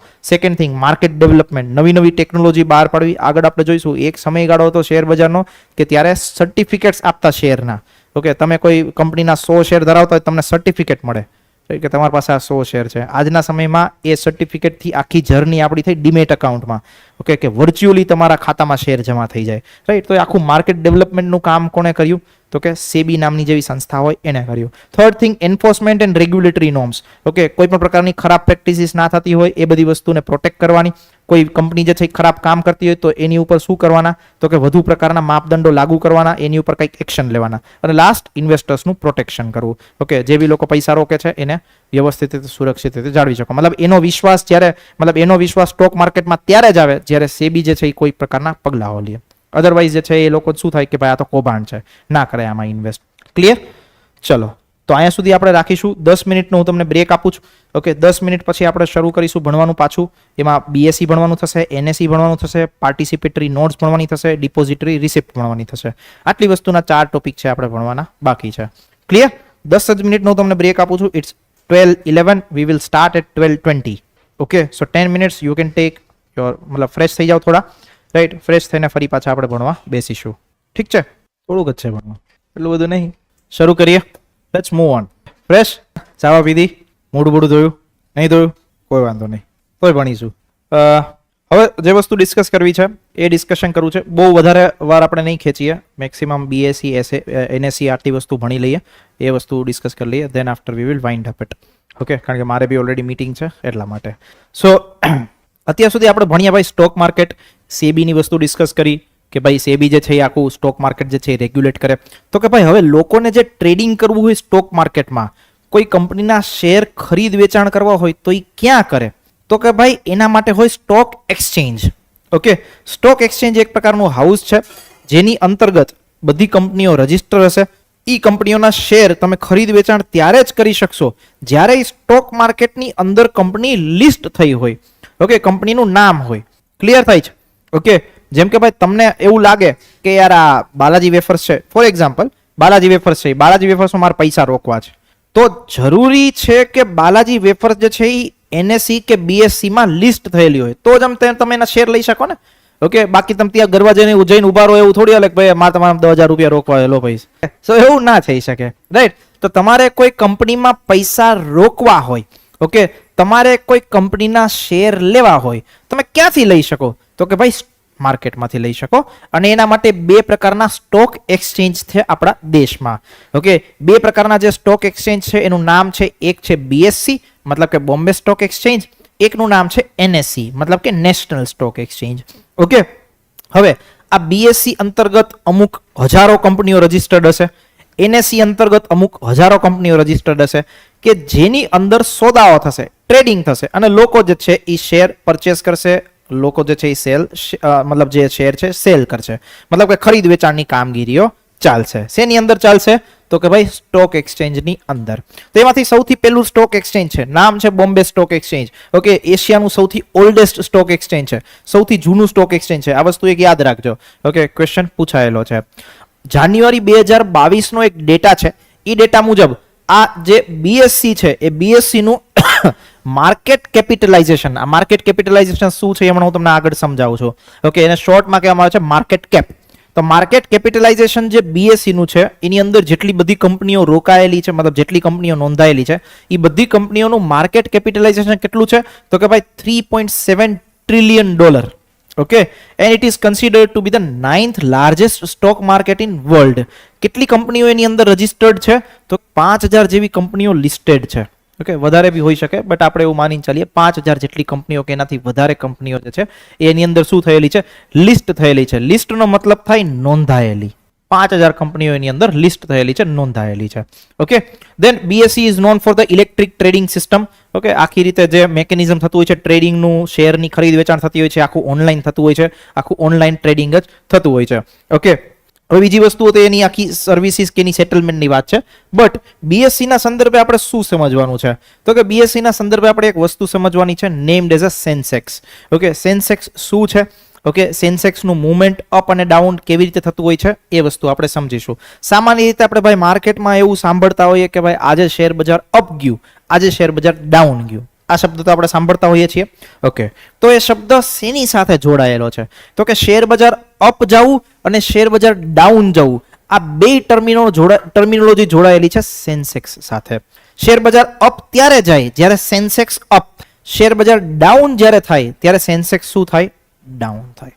ઓકે, તો શેર બજારની મુવમેન્ટનો કોઈ સૂચકાંક હોય, ઓકે, કે ઇન્ડિકેટર હોય કે જેના માધ્યમથી તમને ખબર પડે કે ભાઈ શેર બજારમાં વધારો થયો, ઘટાડો થયો, તો એવું ઇન્ડિકેટર બીએસસી નું કોણ છે, Sensex. Named as a sensitive plus index. આ બે વચ્ચેનું જે છે એ મર્જ કરીને શબ્દ જે બનાવેલો એને શું કીધું, સેન્સેક્સ કીધું. 5000 થી વધારે કંપનીઓ, ભાઈ 5500 નો ફિગર આપ્યો છે તો 5500 માનીને ચાલો. ઓકે, 5000 થી વધારે જ કંપનીઓ રજીસ્ટર્ડ છે, તો 5500 કંપનીઓ જે છે એ શેમાં રજીસ્ટર્ડ છે, તો કે ભાઈ બીએસસી અંતર્ગત રજીસ્ટર્ડ છે. ઓકે, હવે આ સેન્સેક્સ, તો કે ભાઈ શેર બજારમાં સેન્સેક્સ અપ થવો કે ડાઉન થવું, ઈ કાંઈ આ 5000 બધી કંપનીઓને ભેગો થઈને અપડાઉન નહીં થતો. ઓકે, તો કે ભાઈ સેન્સેક્સમાં કેટલી કંપનીઓ ધ્યાનમાં લેવામાં આવે, તો નંબર છે 30. આ વસ્તુ યાદ રાખજો, આ ક્વેશ્ચન પૂછાયેલો છે. Okay, right. તમને છેલ્લે સેન્સેક્સમાં કે મતલબ સ્ટોક માર્કેટમાં બીએસસી કાંઈ ના સમજાય તો ખાલી એટલું સમજજો, સેન્સેક્સ જે છે એ 30 કંપનીઓનો બનેલો છે. 30 કંપનીઓનો એક ઇન્ડેક્સ બનેલો છે. 30 કંપનીઓના ભાવમાં વધારો કે 30 કંપનીઓના ભાવમાં ઘટાડો થાય તો સેન્સેક્સમાં વધારો કે ઘટાડો થાય. હમણાં એક એક્ઝામ્પલના માધ્યમથી બી સમજીશું, એટલે તમને એ વસ્તુ મગજમાં બેસી જશે. ઓકે, હવે તો કે સેન્સેક્સમાં તમે એવું સમજતા હોય કે ભાઈ આજે સેન્સેક્સ 25000 છે, આજે સેન્સેક્સ 22000 છે, આજે સેન્સેક્સ 30000 છે, તો એ 25000, 30000, 22000 આનું જે વેલ્યુ છે એ શેના આધારે નક્કી થાય, તો કે ભાઈ એનું કમ્પેરિઝન થાય એક આધાર વર્ષ સાથે, બેઝ સાથે. એ બેઝ સાથે એનું કમ્પેરિઝન કરો પછી એની મુવમેન્ટમાં વધારો ઘટાડો થાય. ઓકે, તો કે ભાઈ સેન્સેક્સનું બેઝ યર શું છે, 1978, 79. ઓકે, આ એક વસ્તુ યાદ રાખવાની છે. બીજી વસ્તુ, સેન્સેક્સ કેટલી કંપનીઓનો બનેલો હોય, 30 કંપનીઓનો. અચ્છા, તમને એવો પ્રશ્ન થતો હશે કે ભાઈ આ 30 કંપની જે છે એને નક્કી કોણ કરે, તો કે સેબીની અંદર એક આખી કમિટી હોય, એ લોકો નક્કી કરે કે ભાઈ કઈ 30 કંપનીઓને આપણે માનવી. ઓકે, એ 30 કંપનીઓમાં બહુ જ ફેમસ એ ગ્રેડ કંપનીઓ આવતી હોય, ટીસીએસ છે, ઓકે, રિલાયન્સ ઇન્ડસ્ટ્રીઝ છે, રાઈટ, એચડીએફસી બેંક છે, આ બધી જે છે બેંકો કે આ બધી જે મોટી મોટી કંપનીઓ છે એ શેમાં આવશે કન્સિડર થવામાં, 30 કંપનીઓમાં. તો 30 કંપનીઓનો કમ્બાઈન એક આખો સૂચકાંક બનશે. એ 30 કંપનીઓના માર્કેટ કેપમાં વધારો થાય તો સેન્સેક્સમાં શું થાય, એ 30 કંપનીઓના માર્કેટ કેપમાં ઘટાડો થાય તો સેન્સેક્સમાં શું થાય, ઘટાડો થાય. માર્કેટ કેપ કેની સાથે જોડાયેલું હોય, તો કે ભાઈ માર્કેટ કેપિટલાઇઝેશન જોડાયેલું હોય શેરની કિંમત સાથે. ઓકે, કોઈ એક શેરની કિંમતમાં વધારો થાય તો એ કંપનીના માર્કેટ કેપમાં વધારો થશે, કોઈ એક શેરની કિંમતમાં ઘટાડો થાય તો એ કંપનીના માર્કેટ કેપમાં ઘટાડો થશે. હમણાં આગળ એક એક્ઝામ્પલના માધ્યમથી સમજીશું, પણ આટલી વસ્તુ સમજાણી. ઓકે, સેન્સેક્સની અંદર તમે ઇન્ડિયન રૂપી, યુએસ ડોલર બંનેને આધાર લઈ બંને કંપનીઓના વેલ્યુએશનને લઈને એની કેલ્ક્યુલેશન કરી શકાય. બટ એ આપણા માટે કોઈ એટલું બધું કામનું નથી, જસ્ટ આપણે યાદ રાખીશું. પછી તો કે જે ગણતરી થાય છે સેન્સેક્સની એ કઈ પદ્ધતિના આધારે થાય, તો કઈ પદ્ધતિનું નામ છે free float capitalisation. Free float કેપિટલાઇઝેશનનો મતલબ શું છે, માર્કેટમાં જે પ્રકારનું ટ્રેડિંગ થતું હોય એની મુજબ વધઘટ થશે. આટલી વસ્તુ સમજાણી સેન્સેક્સ માટે, રાઈટ. મતલબ કે શેર બજાર અપ કે ડાઉન થાય એ કેના આધારે આપણે નક્કી કરીએ, સેન્સેક્સના આધારે. સેન્સેક્સ શેના આધારે નક્કી થાય, 30 કંપનીઓના આધારે, 30 કંપનીઓના માર્કેટ કેપને ધ્યાનમાં લઈને. હવે એક એક્ઝામ્પલના માધ્યમથી એને સમજીશું. જો બહુ જ સિમ્પલ એક્ઝામ્પલ રાખ્યું છે, આનાથી દુનિયામાં ઈઝી એક્ઝામ્પલ બનાવવાળું હજી સુધી કોઈ પેદા નહીં થયું. ઓકે, રાઈટ, એટલે એ મુજબથી ધ્યાન રાખજો, એટલે એ લેવલે તમારું મગજ લઈ જાજો. ઓકે, અને ના સમજાય તો છેલ્લે કાંઈ જ યાદ રાખવાની જરૂર નહીં, બસ આટલી ઇન્ફોર્મેશન યાદ રાખજો. સેન્સેક્સ 30 કંપનીનો બનેલો હોય. ઓકે, માર્કેટ કેપમાં વધારો થાય તો સેન્સેક્સમાં વધારો, માર્કેટ કેપમાં ઘટાડો સેન્સેક્સમાં ઘટાડો. આધાર વર્ષેનું 1978 મતલબ 1978 79 છે. બસ આટલી વસ્તુ યાદ રાખી અને પ્રેમથી આગળ વધી જજો. ઓકે, વધારે સેન્ટી થવાની જરૂરિયાત નથી, કે વધારે પોતાની જાતને દોષ દેવાનો કે ડામ દેવાની બી જરૂરિયાત નહીં. પેલા સમજો બેઝ યર શું છે. ઓકે, બેઝ યર હોય એક આધાર વર્ષ કે જેની સાથે આપણે કમ્પેરિઝન કરીએ. ઓકે, ઇન્ડિયાની ઇકોનોમીનું કમ્પેરિઝન તમારે કરવું હોય કે ભાઈ ઇન્ડિયાની ઇકોનોમી જે છે એ 7% વધી, ઇન્ડિયાની ઇકોનોમી 10% વધી, તો એ જે પર્સન્ટેજમાં વધારો હોય એને કમ્પેરિઝન કોની સાથે કરવામાં આવે તો કે એક બેઝ યર કે આધાર વર્ષને લઈને. એ આધાર વર્ષથી એમાં 10%નો વધારો થયો, એ આધાર વર્ષથી એમાં 7%નો વધારો થયો એવું માનવામાં આવે. તો સેન્સેક્સના કેલ્ક્યુલેશનમાં પણ એક બેઝ યર લેવામાં આવતું હોય છે. તો આપણા સેન્સેક્સના કેલ્ક્યુલેશનમાં બેઝ યર શું છે? 1978, 1979. આ જે વર્ષ છે એ વર્ષને શું તરીકે લીધું છે? આધાર વર્ષ તરીકે લીધું છે. હવે તો કે at the time of the total free float market capitalization of 30 companies was taken into base market cap. મતલબ શું છે એનું કેલ્ક્યુલેશન હું તમને સમજાવું. જો માની લો કોઈ બધી કંપનીઓને તમે ભેગી કરી, મતલબ કે લેટ્સ સે A, B, C, D આવી 4 પ્રકારની કંપનીઓ હતી, રાઈટ? આપણે માર્કેટ કેપ કેલ્ક્યુલેટ કરીએ છીએ. કઈ રીતે થાય તો કે A, B, C, D 4 નામની કંપનીઓ હતી. એના ટોટલ માર્કેટમાં 100 શેર હતા, કે 100 શેર જ એના શેર બજારમાં લિસ્ટેડ હતા. 100 નંબર ઓફ શેર્સ હતા. એક શેરનો ભાવ કેટલો હતો? 100 રૂપિયા. તો એની માર્કેટ કેપ કેટલી થાય? 10,000 રૂપિયા. આને કહેવાય માર્કેટ કેપિટલાઇઝેશન. જે નંબર ઓફ શેર્સ છે એને મલ્ટિપ્લિકેશન કરો શેની સાથે? શેરની કિંમત સાથે. બંને વચ્ચેનો જે સરવાળો આવે એને શું કહેવાય? Market cap. ઓકે, બી ના લેટ્સ સે માર્કેટમાં 200 શેર હતા અને એની ભાવ હતો લેટ્સ સે 100 રૂપિયા. તો એનું માર્કેટ કેપ કેટલું થઈ ગયું? 20,000. આટલી વસ્તુ સમજાણી? મગજમાં બેઠું? આમાં કોઈ ડાઉટ? મતલબ માર્કેટ કેપિટલાઇઝેશન આપણે કઈ રીતે ગોતી શકીએ તો કે number of shares multiply by શેરની કિંમત. ઓકે, એનાથી કંપનીનું આખું માર્કેટ કેપ મળે. ડન. હવે માનો બેઝ યરનું માર્કેટ કેપ હતું 1 લાખ રૂપિયા. ઓકે, બધી કંપનીના તમે સરવાળો કર્યો, બધી કંપનીના શેર, નંબર ઓફ એની પ્રાઇસ, એ જે સરવાળો મળ્યો તમને કેટલો મળ્યો? 1 લાખ. તો આ આધાર વર્ષ થઈ ગયું. આધાર વર્ષનું માર્કેટ કેપ કેટલું?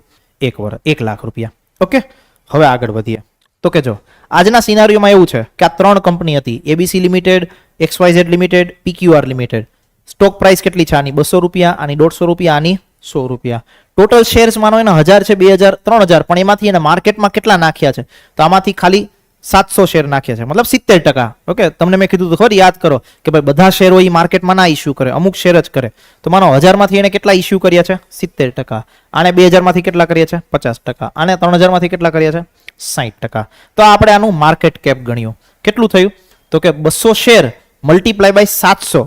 1000 ના 70% એટલે કેટલા થયા? 700 શેર. માર્કેટ કેપ કેટલું આવ્યું? 1,40,000. આનું કેટલું આવ્યું? 1,50,000. આનું કેટલું આવ્યું? 1,80,000. તો આજની કિંમતમાં, મતલબ આજની સ્થિતિમાં માર્કેટ કેપ કેટલું છે? 4,70,000. આવી ટોટલ સેન્સેક્સમાં કેટલી કંપનીઓ હશે? 30. ઓકે, તો 30 નું માર્કેટ કેપ ગણાય. તો અત્યારે આ 3 જ કંપની આપણે ઉદાહરણ તરીકે લીધી છે, તો એનું માર્કેટ કેપ કેટલું છે? 4,70,000. હવે સેન્સેક્સ તમારે ગણવું હોય તો આ ફોર્મ્યુલાથી ગણવાનું. Current total free flow market cap ઉપર કેટલું હતું? 4,70,000 ડિવાઈડ બાય બેઝ યરનું માર્કેટ કેપ કેટલું છે? Lakh multiply by 100. સેન્સેક્સની વેલ્યુ શું આવે? 400 ને. ઓકે, હવે માનો ભવિષ્યમાં ઉપર જે કંપની હતી ને, ઉપર આ 3 કંપનીઓ હતી. Okay, ABC limited, XYZ limited, PQR limited. એમાંથી XYZ લિમિટેડ જે છે એનો ભાવ વધીને થઈ ગયો કેટલો? 200 રૂપિયા. ઓકે, તો એની માર્કેટ કેપ કેટલી થશે? 200 રૂપિયા મલ્ટીપ્લાય બાય 1000 શેર. એનું જે માર્કેટ કેપિટલાઇઝેશન કેટલા થયા? 2 લાખ રૂપિયા. ઓકે, અગેન આગળની કેલ્ક્યુલેશન કરો. 1,40,000 ABC નું હતું, 2,09,000 થયું કોનું? XYZ નું. 1,80,000 કોનું હતું? મતલબ PQR નું. ટોટલ માર્કેટ કેપ કેટલું થયું? 5,20,000. ફોર્મ્યુલામાં મૂકો, 5,20,000 ડિવાઈડ બાય લાખ. શું હતું? આધાર વર્ષનું. ઓકે, સેન્સેક્સની વેલ્યુ કેટલી આવે? 520. મતલબ કે સેન્સેક્સમાં વધારો થયો. ક્યાંથી? તો કે 470 થી લઈને 520 સુધીનો. આવી રીતે માર્કેટ કેપના આધારે આખું સેન્સેક્સ જે છે એ ડિસાઈડ થાય. ઓકે, કંપનીઓના માર્કેટ કેપ એટલે કે શેરના પ્રાઇસમાં વધારો થાય તો માર્કેટ કેપમાં શું થાય? વધારો થાય. માર્કેટ કેપમાં વધારો થાય તો સેન્સેક્સમાં શું થાય? વધારો થાય. હવે તમને પ્રશ્ન એ થશે કંપનીના શેરમાં શું કામ વધારો થાય પ્રાઇસમાં? તો કે ભાઈ જ્યારે કંપનીનું પરફોર્મન્સ બહુ સારું હોય, કંપનીએ બહુ સારો પ્રોફિટ કર્યો હોય, ત્યારે બધા લોકો એના શેર લેવા માટે દોડે, બધા લોકો એના શેરની ડિમાન્ડ કરે. તો ભાઈ જેની ડિમાન્ડ વધે એની પ્રાઇસ વધે. સિમ્પલ વાત છે. Okay, right. માનો કોઈ કંપની હોય, કંપનીએ બહુ જ ખરાબ કામ કર્યું હોય તો લોકો શું કરે? એના શેર વેચવાનું, ઓકે, વેચવાનું ચાલુ કરે તો માર્કેટમાં અચાનકથી શેરની સપ્લાય વધી જાય. જેની સપ્લાય વધે એની price. Simple formula. Okay, demand and સપ્લાયનો જ આખો રૂલ છે. તો આ રીતે તમારું આખું સેન્સેક્સ જે છે એ કેલ્ક્યુલેટ થતું હોય છે. આ આપણે એટલા માટે ભણ્યા કારણ કે આપણને ઘણી વખત આ બધી વસ્તુઓ ટર્મિનોલોજીસ આપણા માઇન્ડમાં આવતી હોય છે, તો એની જસ્ટ ક્લેરિટી માટે આપણે ભણ્યા છીએ. બાકી આનું પ્રેક્ટિકલ લાઈફમાં ક્યાંય આપણે ઉપયોગ થવાનો નથી. બટ હા, તમને એવું ક્વેશ્ચન સ્ટેટમેન્ટ પૂછવામાં આવે કે બધી જ કંપનીઓના ભાવમાં વધારો થાય ત્યારે જ સેન્સેક્સમાં વધારો થાય છે. Statement is correct or wrong? Wrong. શું કામ? કારણ કે આપણે તો કેટલી કંપનીઓ લઈએ છીએ? 30 કંપનીનો જ આખો સેન્સેક્સનું કેલ્ક્યુલેટ કરીએ છીએ. Okay, right. તો આપણે તો શું રાખવાનું યાદ કે ભાઈ સેન્સેક્સમાં વધારો કે ઘટાડો થાય તો ભાઈ આ 30 કંપનીના માર્કેટ કેપમાં વધારો થવો જોઈએ, તો સેન્સેક્સમાં વધારો થાય. 30 કંપનીના માર્કેટ કેપમાં ઘટાડો થાય તો શેર બજાર ડાઉન જાય.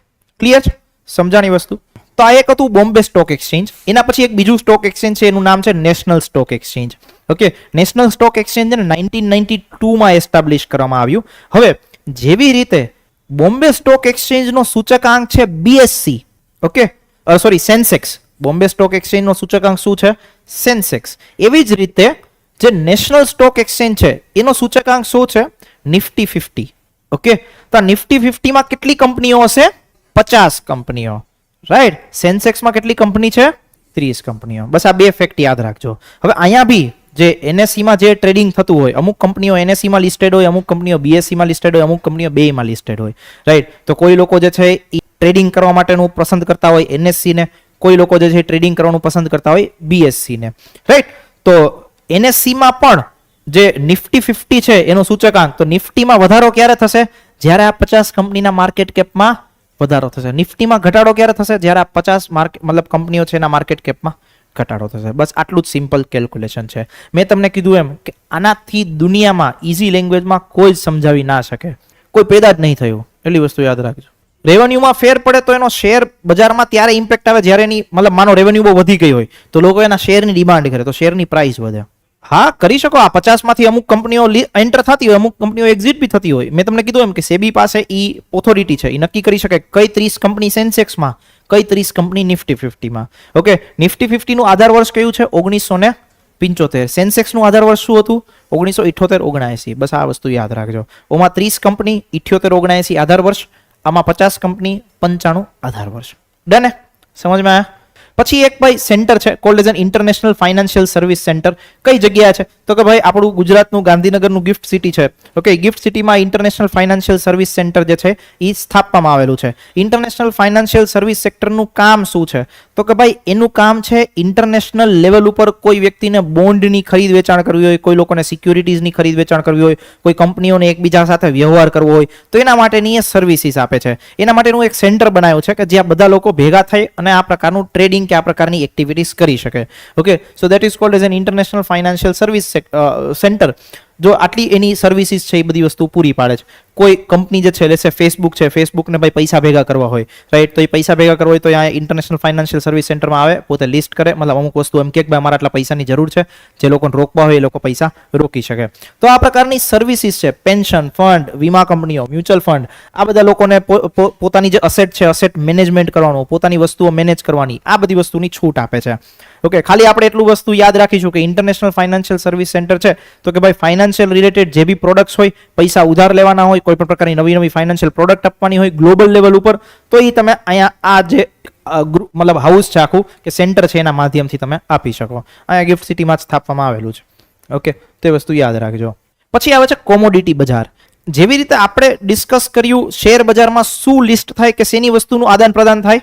સ્ટોકનું, મતલબ કે શેર્સનું. ઓકે, એવી જ રીતે અમુક કોમોડિટી હોય. કોમોડિટી મતલબ ગુજરાતીમાં કહેવાય વસ્તુઓ. કેવી વસ્તુઓ? સોનું, ચાંદી, પ્લેટિનિયમ, બીજી અલગ અલગ પ્રકારની મેટલ હોય.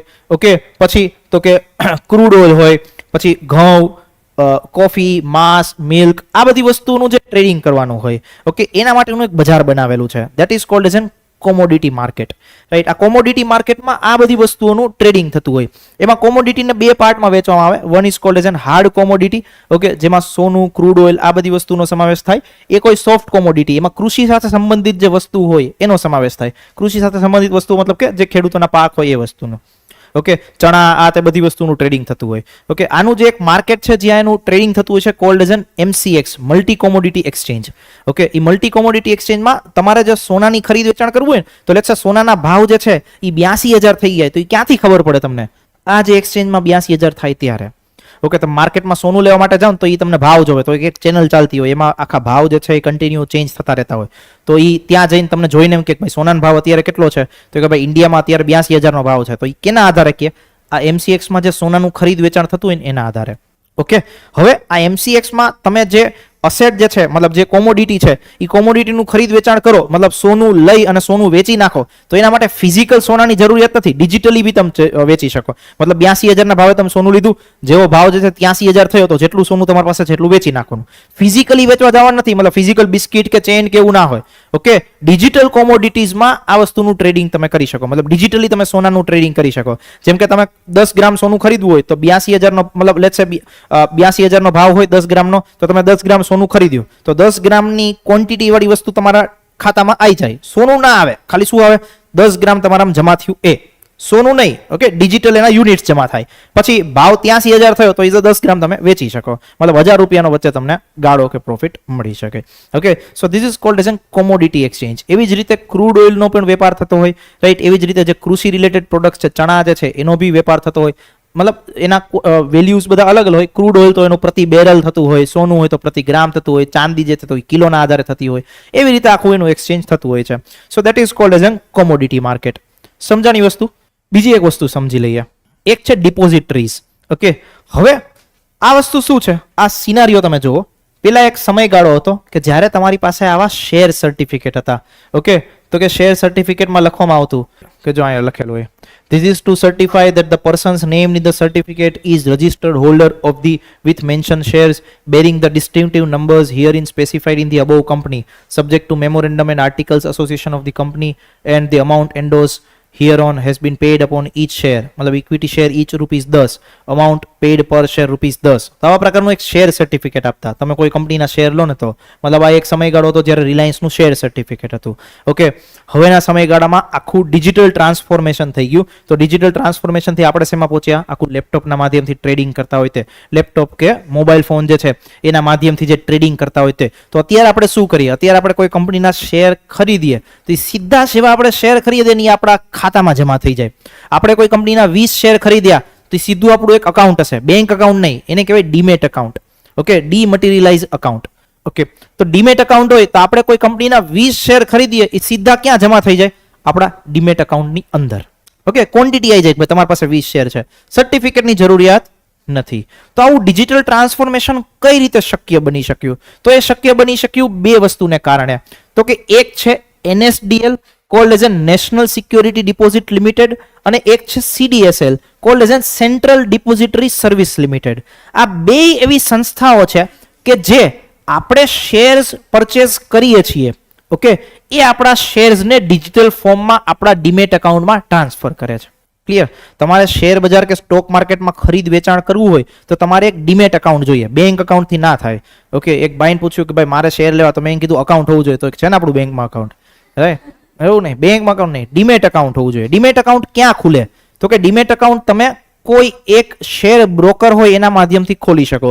જેમ કે એન્જલ બ્રોકિંગ છે, ઝેરોદા છે, ગ્રો છે, આવા બધા પ્રકારના પ્લેટફોર્મ છે કે જે શું કરે, બ્રોકરેજ પ્રકારની સેવાઓ આપે. જે તમારું ડીમેટ અકાઉન્ટ ખોલી દે, એ ડીમેટ અકાઉન્ટ તમે એની પ્લેટફોર્મ ઉપર તમે ઓપન કરો એટલે એ ડીમેટ અકાઉન્ટમાં તમે ટ્રેડિંગ કરી શકો. શેર તમારે લેવા હોય તો ખરીદી શકો, વેચવા હોય તો ખરીદી. બટ આ બધી ડીમેટ અકાઉન્ટ જે છે એની પાછળ આખું બેકએન્ડ હોય કે જે આખું મોનિટરિંગ કરે કે ભાઈ તમે 10 શેર લીધા, ઓકે, કોઈ કંપનીના, તો એ તમારા ડીમેટ ખાતામાં જમા થયા કે નહીં, એ મોનિટરિંગ કોણ કરે, તો કે બે આ સંસ્થાઓનું નામ શું છે, NSDL અને CDSL. NSDL સામાન્ય રીતે NSE સાથે જોડાયેલી છે, નેશનલ સ્ટોક એક્સચેન્જ સાથે, અને CDSL જે છે એ કેની સાથે જોડાયેલી છે, BSE સાથે. ઓકે, તો આની ઇન્ફોર્મેશન બી છે મેં આપેલી છે. જો NSDL તો કે 1996 માં સ્થાપવામાં આવેલી હતી, primary promoted by the national stock exchange. 3 પ્રકારની કંપનીઓ છે કે જે લોકોએ આખું NSDL બનાવેલું હતું. એક હતું નેશનલ સ્ટોક એક્સચેન્જ, એક છે industrial development bank of India અને એક છે યુનિટ ટ્રસ્ટ ઓફ ઇન્ડિયા. આ ત્રણેય ભેગા થઈને આખું સ્થાપના કરી છે એની નેશનલ સિક્યોરિટી ડિપોઝિટ લિમિટેડની. ઓકે, કામ શું છે, તો કે ભાઈ તમે કોઈ શેર ખરીદ્યા, એ શેર તમારા ડીમેટ અકાઉન્ટમાં જમા થયા કે નહીં, એ બધી ઓનરશિપની માહિતી કોની પાસે હોય, NSDL પાસે. ક્લિયર થાય છે? સમજાણું? મતલબ કે આખું મેકેનિઝમ કે આખું એક પ્રકારનું માળખું છે એ તૈયાર કરીને તમે આપે છે કે જેના માધ્યમથી તમે ઇલેક્ટ્રોનિકલી ટ્રેડિંગ કરી શકો. ઓકે, તો એનએસસી મતલબ એનએસસી માં જે લોકો વ્યવહાર કરતા હશે, જે લોકો મતલબ શેર્સ ખરીદ વેચાણ કરતા હશે, એના જમા કેમ એની પાછળ કોણ હશે? NSDL હશે. ઓન ધી અધર સાઇડ બીજું આવશે CDSL, collagen central depository service limited. ક્યારે સ્થાપવામાં આવ્યું? તો કે ઇન ધી યર ઓફ 1999. કોણ આને ઓન કરે છે કે પ્રમોટ કરે છે? તો કે BSE, બોમ્બે સ્ટોક એક્સચેન્જ અને અધર બીજી જે અમુક બેંકો હોય કે જે આમાં જોડાયેલી હોય તે.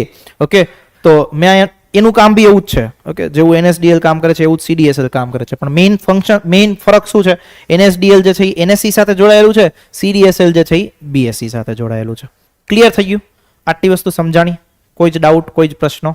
હવે એક બીજો કોન્સેપ્ટ સમજી લઈએ, એને કહેવામાં આવે છે ડિપોઝિટરી રિસિપ્ટ. હવે હું તમને સિમ્પલ મિનિંગ સમજાવું, પછી આ બધી વસ્તુની આ આખી જે છે એ ભેજામારી સમજીએ. સિમ્પલ તમે એવું સમજો, રિલાયન્સ ઇન્ડસ્ટ્રીઝ જે છે, રિલાયન્સ ઇન્ડસ્ટ્રી ક્યાં ટ્રેડ કરી શકે? કઈ દેશમાં ટ્રેડ કરી શકે? ઇન્ડિયામાં. Okay, agree or not? ચલો ડન. હવે માનો રિલાયન્સને જે છે એ યુએસએ માંથી પૈસા ઉપાડવા હોય તો ઉપાડી શકે કે ન ઉપાડી શકે? શેર્સના માધ્યમથી. હા કે ના? ના ઉપાડી શકે. ભાઈ શેર એના ઇન્ડિયાના BSE માં સ્ટોકમાં લિસ્ટેડ થયા છે, NSE માં લિસ્ટેડ થયા છે, અમેરિકાના ડાઉન જોન્સમાં નહીં. ઓકે, અમેરિકામાંથી શેર્સ વેચીને તો પૈસા ના ઉપાડી શકે ને. એના શેર કોઈ અમેરિકાના થોડી કોઈ લોકો લઈ શકે. ઇન્ડિયામાં આવીને લઈ શકે પણ અમેરિકામાં થોડી લઈ શકે. પણ રિલાયન્સને માનો એ પૈસા જોઈ છે અમેરિકામાંથી, તો એ શું કરશે? તો કે ભાઈ એ ડિપોઝિટરી રિસિપ્ટના માધ્યમથી પૈસા મેળવશે. શું થશે? તો કે રિલાયન્સ જે છે એ જાશે કોની પાસે? તો કે ભાઈ યુએસએમાં જશે, યુએસએની એક બેંક પાસે. ઓકે, યુએસએની બેંક છે લેટ્સ સે સિટી બેંક. તો એ સિટી બેંક પાસે જશે. સિટી બેંકને એમ કહેશે કે ભાઈ અમારા શેર્સ જે છે એ તમે જે યુએસએનું માર્કેટ છે એમાં લિસ્ટ કરો ને, તો લોકો યુએસએના જે છે એ ટ્રેડ કરી શકે. તો સિટી બેંક શું કરે? સિટી બેંક જે છે એ રિલાયન્સની ડિપોઝિટરી રિસિપ્ટ બહાર પાડે. ઓકે, રિલાયન્સ એને શેર આપે કે લ્યો આ 100 શેર, આ 100 શેરને જે છે તમે અમેરિકાનું ડાઉન જોન્સ માર્કેટ છે, મતલબ જેવી રીતે આપણે સેન્સેક્સ છે એમ અમેરિકામાં ડાઉન જોન્સ. ઓકે, તો કે એમ કે રિલાયન્સ એમ કે લો આ અમારા 100 શેર, મતલબ મારા 100 શેર તમે રાખો, સામે ડિપોઝિટરી રિસિપ્ટ જે છે એ માર્કેટમાં ઇસ્યુ કરો. ઓકે, તો સિટી બેંક રિલાયન્સ વતી અમેરિકાના માર્કેટમાં શું ઇસ્યુ કરશે? આ ડિપોઝિટરી રિસિપ્ટને અમેરિકાના લોકો અમેરિકાના સ્ટોક માર્કેટમાં ખરીદ વેચાણ કરી શકશે. સમજાણી વસ્તુ? મતલબ સમજાણો ડિપોઝિટરી રિસિપ્ટનો? ડિપોઝિટરી રિસિપ્ટનો મતલબ એ છે કે અમેરિકાના સ્ટોક માર્કેટમાંથી રિલાયન્સને પૈસા લેવા હોય કે અમેરિકાના સ્ટોક માર્કેટમાં રિલાયન્સે પોતાના શેર જે છે એ ખરીદ વેચાણ કરાવવા હોય તો રિલાયન્સ ડાયરેક્ટલી તો જઈ ના શકે. શું કામ જઈ ના શકે? કારણ કે એ અમેરિકામાં લિસ્ટેડ નથી. ઓકે, તો એ શું કરશે? અમેરિકાની કોઈ એક કંપની પાસે જશે. કઈ છે? તો કે લેટ્સ સે બેંક છે. સિટી બેંક પાસે ગઈ. સિટી બેંકને એમ કે લો અમારા 100 શેર. તો સિટી બેંક શું કરે? 100 શેર લઈ લે, સામે ડિપોઝિટરી રિસિપ્ટ ઇસ્યુ કરે. ઈ ડિપોઝિટરી રિસિપ્ટ જે છે એ યુએસએના સ્ટોક માર્કેટમાં ઇસ્યુ થાય અને લોકો જે છે, જેમ ઇન્ડિયામાં લોકો રિલાયન્સના શેર ખરીદ વેચાણ કરી શકતા હોય, એવી રીતે યુએસએના લોકો એના સ્ટોક માર્કેટની અંદર રિલાયન્સ ઇન્ડસ્ટ્રીઝની ડિપોઝિટરી રિસિપ્ટનું ખરીદ વેચાણ કરે. ક્લિયર થાય છે? સમજાણી વસ્તુ? રાઈટ. તો મતલબ આ એવી વસ્તુ છે કે માનો કોઈ કંપનીને જે છે એ વિદેશમાંથી પૈસા જોઈતા હોય તો એ આવી રીતના માધ્યમથી કે વિદેશમાં પોતાના શેરનું ખરીદ વેચાણ કરાવવું હોય તો એ ડાયરેક્ટલી ના જઈ શકે, એને કોઈ એક ઇન્ટરમીડિયરીના માધ્યમથી જવું પડે. ઓકે, તો આને કહેવાય ડિપોઝિટરી રિસિપ્ટ. હવે તમે અમેરિકામાં જાઓ છો તો અમેરિકામાં જે ઇસ્યુ થાય એને કહેવાય અમેરિકન ડિપોઝિટરી રિસિપ્ટ. ઓકે, અમેરિકાના સ્ટોક માર્કેટમાં જઈને તમે આ ઇસ્યુ કરો તો એને કહેવાય અમેરિકન ડિપોઝિટરી રિસિપ્ટ.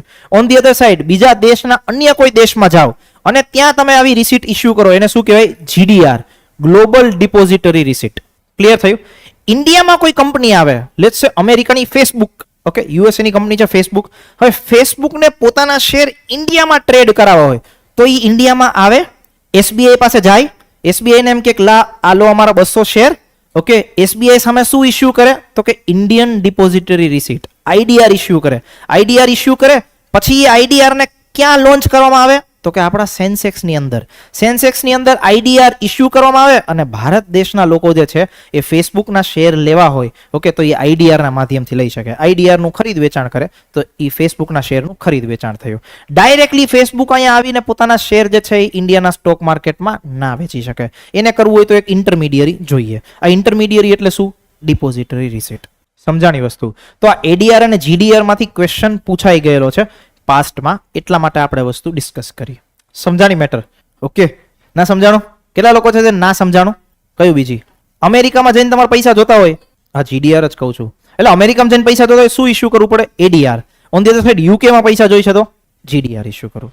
ઓકે, હજી એક એક્ઝામ્પલના માધ્યમથી સમજાવું જો એટલે તમને વધારે ક્લિયર થશે. આપણી કંપની છે લેટ્સ સે રિલાયન્સ, ઓકે, ઓર લેટ્સ સે ટીસીએસ. આપણે માની લઈએ TCS, Tata consultancy services. Okay, Tata consultancy service ક્યાં કામ કરે છે? ઇન્ડિયામાં. શેર એના ક્યાં લિસ્ટેડ છે? ઇન્ડિયામાં. હવે માની લો તમે કે એને પોતાના શેર જે છે, પોતાના શેર, ઓકે, મતલબ કે માનો ટાટા ગ્રુપ જે છે એની પાસે કંઈક શેર હશે, એ શેર એ એવું ઈચ્છે છે કે આપણે યુએસએમાં ટ્રેડ કરાવીએ. ઓકે, મતલબ યુએસએના લોકો જે છે એ ટીસીએસના શેર ખરીદે, વેચાણે, બધી વસ્તુ કરે. તો ટાટા કન્સલ્ટન્સી સર્વિસ ક્યાં જશે? તો કે ભાઈ ટાટા કન્સલ્ટન્સી જશે યુએસએમાં. હવે ટાટા કન્સલ્ટન્સી સર્વિસ પોતાના ડાયરેક્ટ શેર યુએસએમાં તો વેચી નહીં શકે. શું કામ નહીં વેચી શકે? કારણ કે ભાઈ ટીસીએસ અમેરિકાના સ્ટોક માર્કેટમાં લિસ્ટેડ જ નથી. આ વસ્તુ સમજાણી? અહીંયા સુધી ક્લિયર થયું? તો ટીસીએસ શું કરશે? ટીસીએસ એમ ના ભાઈ આપણા શેર જે છે યુએસએના માર્કેટમાં તો વેચવા જ છે, કાંઈક રસ્તો અપનાવો. તો ટીસીએસ શું કરશે? ટીસીએસ જશે યુએસએમાં. યુએસએની એક બેંક હશે, લેટ્સ સે સિટી બેંક. ઓકે, મતલબ ડાયરેક્ટલી તો જઈ ના શકે, તો એને કોક પાસે જવું પડે, કોકને એવું કહેવું પડે કે ભાઈ તમે અમારા શેર ઇસ્યુ કરાવી દો. ઓકે, તો ટીસીએસ જશે સિટી બેંક પાસે. સિટી બેંકને જઈને એવું કહેશે કે લો આ અમારા 1000 શેર, ઓકે, આ 1000 શેર જે છે એ તમે યુએસએના સ્ટોક માર્કેટમાં લિસ્ટ કરાવો. તો સિટી બેંક શું કરશે? આ 1000 શેરની સામે કઈક પ્રકારનું કમિશન લેશે, કઈક પ્રકારની ફીસ લેશે, એના માધ્યમથી ટીસીએસ ને હેલ્પ કરશે. તો કે સિટી બેંક શું કરશે? આ 1000 જે શેર છે એ શેરની ડિપોઝિટરી રિસિપ્ટ એ શું કરશે? સ્ટોક માર્કેટમાં લોન્ચ કરશે. ઓકે, હવે સ્ટોક માર્કેટમાં આવી 1000 ડિપોઝિટરી રિસિપ્ટ આવી ગઈ તો યુએસએ ના લોકો જે છે એ આ ડિપોઝિટરી રિસિપ્ટમાં ટ્રેડિંગ કરશે. ઓકે, મતલબ કે અલ્ટિમેટલી શું કરશે? ટીસીએસ જે છે ટીસીએસ ના શેર ખરીદે, વેચાણે, એવી બધી વસ્તુ થાય. ફાયદો શું થાય? તો કે ટીસીએસ ને આખી લાંબી પ્રોસેસ કરવી નહીં, યુએસએ ના સ્ટોક માર્કેટમાં લોન્ચ કરવા, મતલબ આખું સ્ટોક માર્કેટમાં રજીસ્ટર થઈ એક્સેટ્રા. અમુક પ્રકારનું કમિશન સિટી બેંકને દઈ દેવાનું અને બાકી પોતાના શેર ઉપર જે ફાયદો થાય એ લેવાનો. સિમ્પલ. આવા પ્રકારની એક્ટિવિટી કરવા માટે શું ઇસ્યુ થાય? ડિપોઝિટરી રિસીટ થાય ઇસ્યુ. તો અમેરિકાના સ્ટોક માર્કેટમાં તમે કરો તો એને એડીઆર કહેવાય. Okay, on the other side UK, France, આવા કોઈ દેશોમાં તમારે જઈ અને માનો આવા પ્રકારની ડિપોઝિટરી રિસીટ કરવી હોય તો એને બીજું નામ શું આપ્યું છે? GDR. Okay, global depository receipt. સમજાણો? ઓકે, મતલબ કે simple crux of the story is કે ભાઈ ભારતની કોઈ કંપની છે, એને પોતાના શેર બીજા દેશના માર્કેટમાં જઈને વેચવા છે તો એ ડાયરેક્ટ ના વેચી શકે, એને વચ્ચે કોઈક ઇન્ટરમીડિયરી જોઈએ. તો અહીંયા વચ્ચે ઇન્ટરમીડિયરી મતલબ કે મધ્યસ્થી કોણ છે? City bank. City bank help કરે છે કોને? ટીસીએસ ને, કે ભાઈ એના શેર યુએસએ ના સ્ટોક માર્કેટમાં લોન્ચ કરાવી દે. ઓકે, એના માધ્યમથી સિટી બેંક અમુક પોતાનું કમિશન ચાર્જ કરશે. ઓકે, અને ટીસીએસ નું કામ બી થઈ ગયું અને સિટી બેંકને આવક બી થઈ ગઈ. Clear? So this is called as an depository receipt. Done? સમજાણી વસ્તુ મગજમાં બેઠી? રાઈટ? તો અહીંયા સુધી આપણો આજનો સેશન ફાઇનલી આપણે રાખીશું. ઓકે, ફરી પાછા આપણે કાલે મળીશું. રાઈટ? તો કાલે જ્યારે મળીશું ત્યારે હજી અમુક કોન્સેપ્ટ જે છે એ કોન્સેપ્ટનું નામ છે પ્રોમિસરી નોટ્સ. એક વસ્તુ એ ભણવાની છે. Second thing is that mutual fund, એક વસ્તુ એ બી ભણવાની છે. થર્ડ થિંગ ઇઝ ધેટ કે ક્રેડિટ રેટિંગ એજન્સી, આ વસ્તુ ભણીશું. આ 3 વસ્તુ ભણી અને કાલના દિવસે આપણે એક જ કામ કરવાનું છે. કાલના દિવસે આપણે ક્વેશ્ચન સોલ્વ કરવાના છે. તો કાલના દિવસે ક્લાસરૂમની અંદર ક્વેશ્ચન સોલ્વ કરીશું.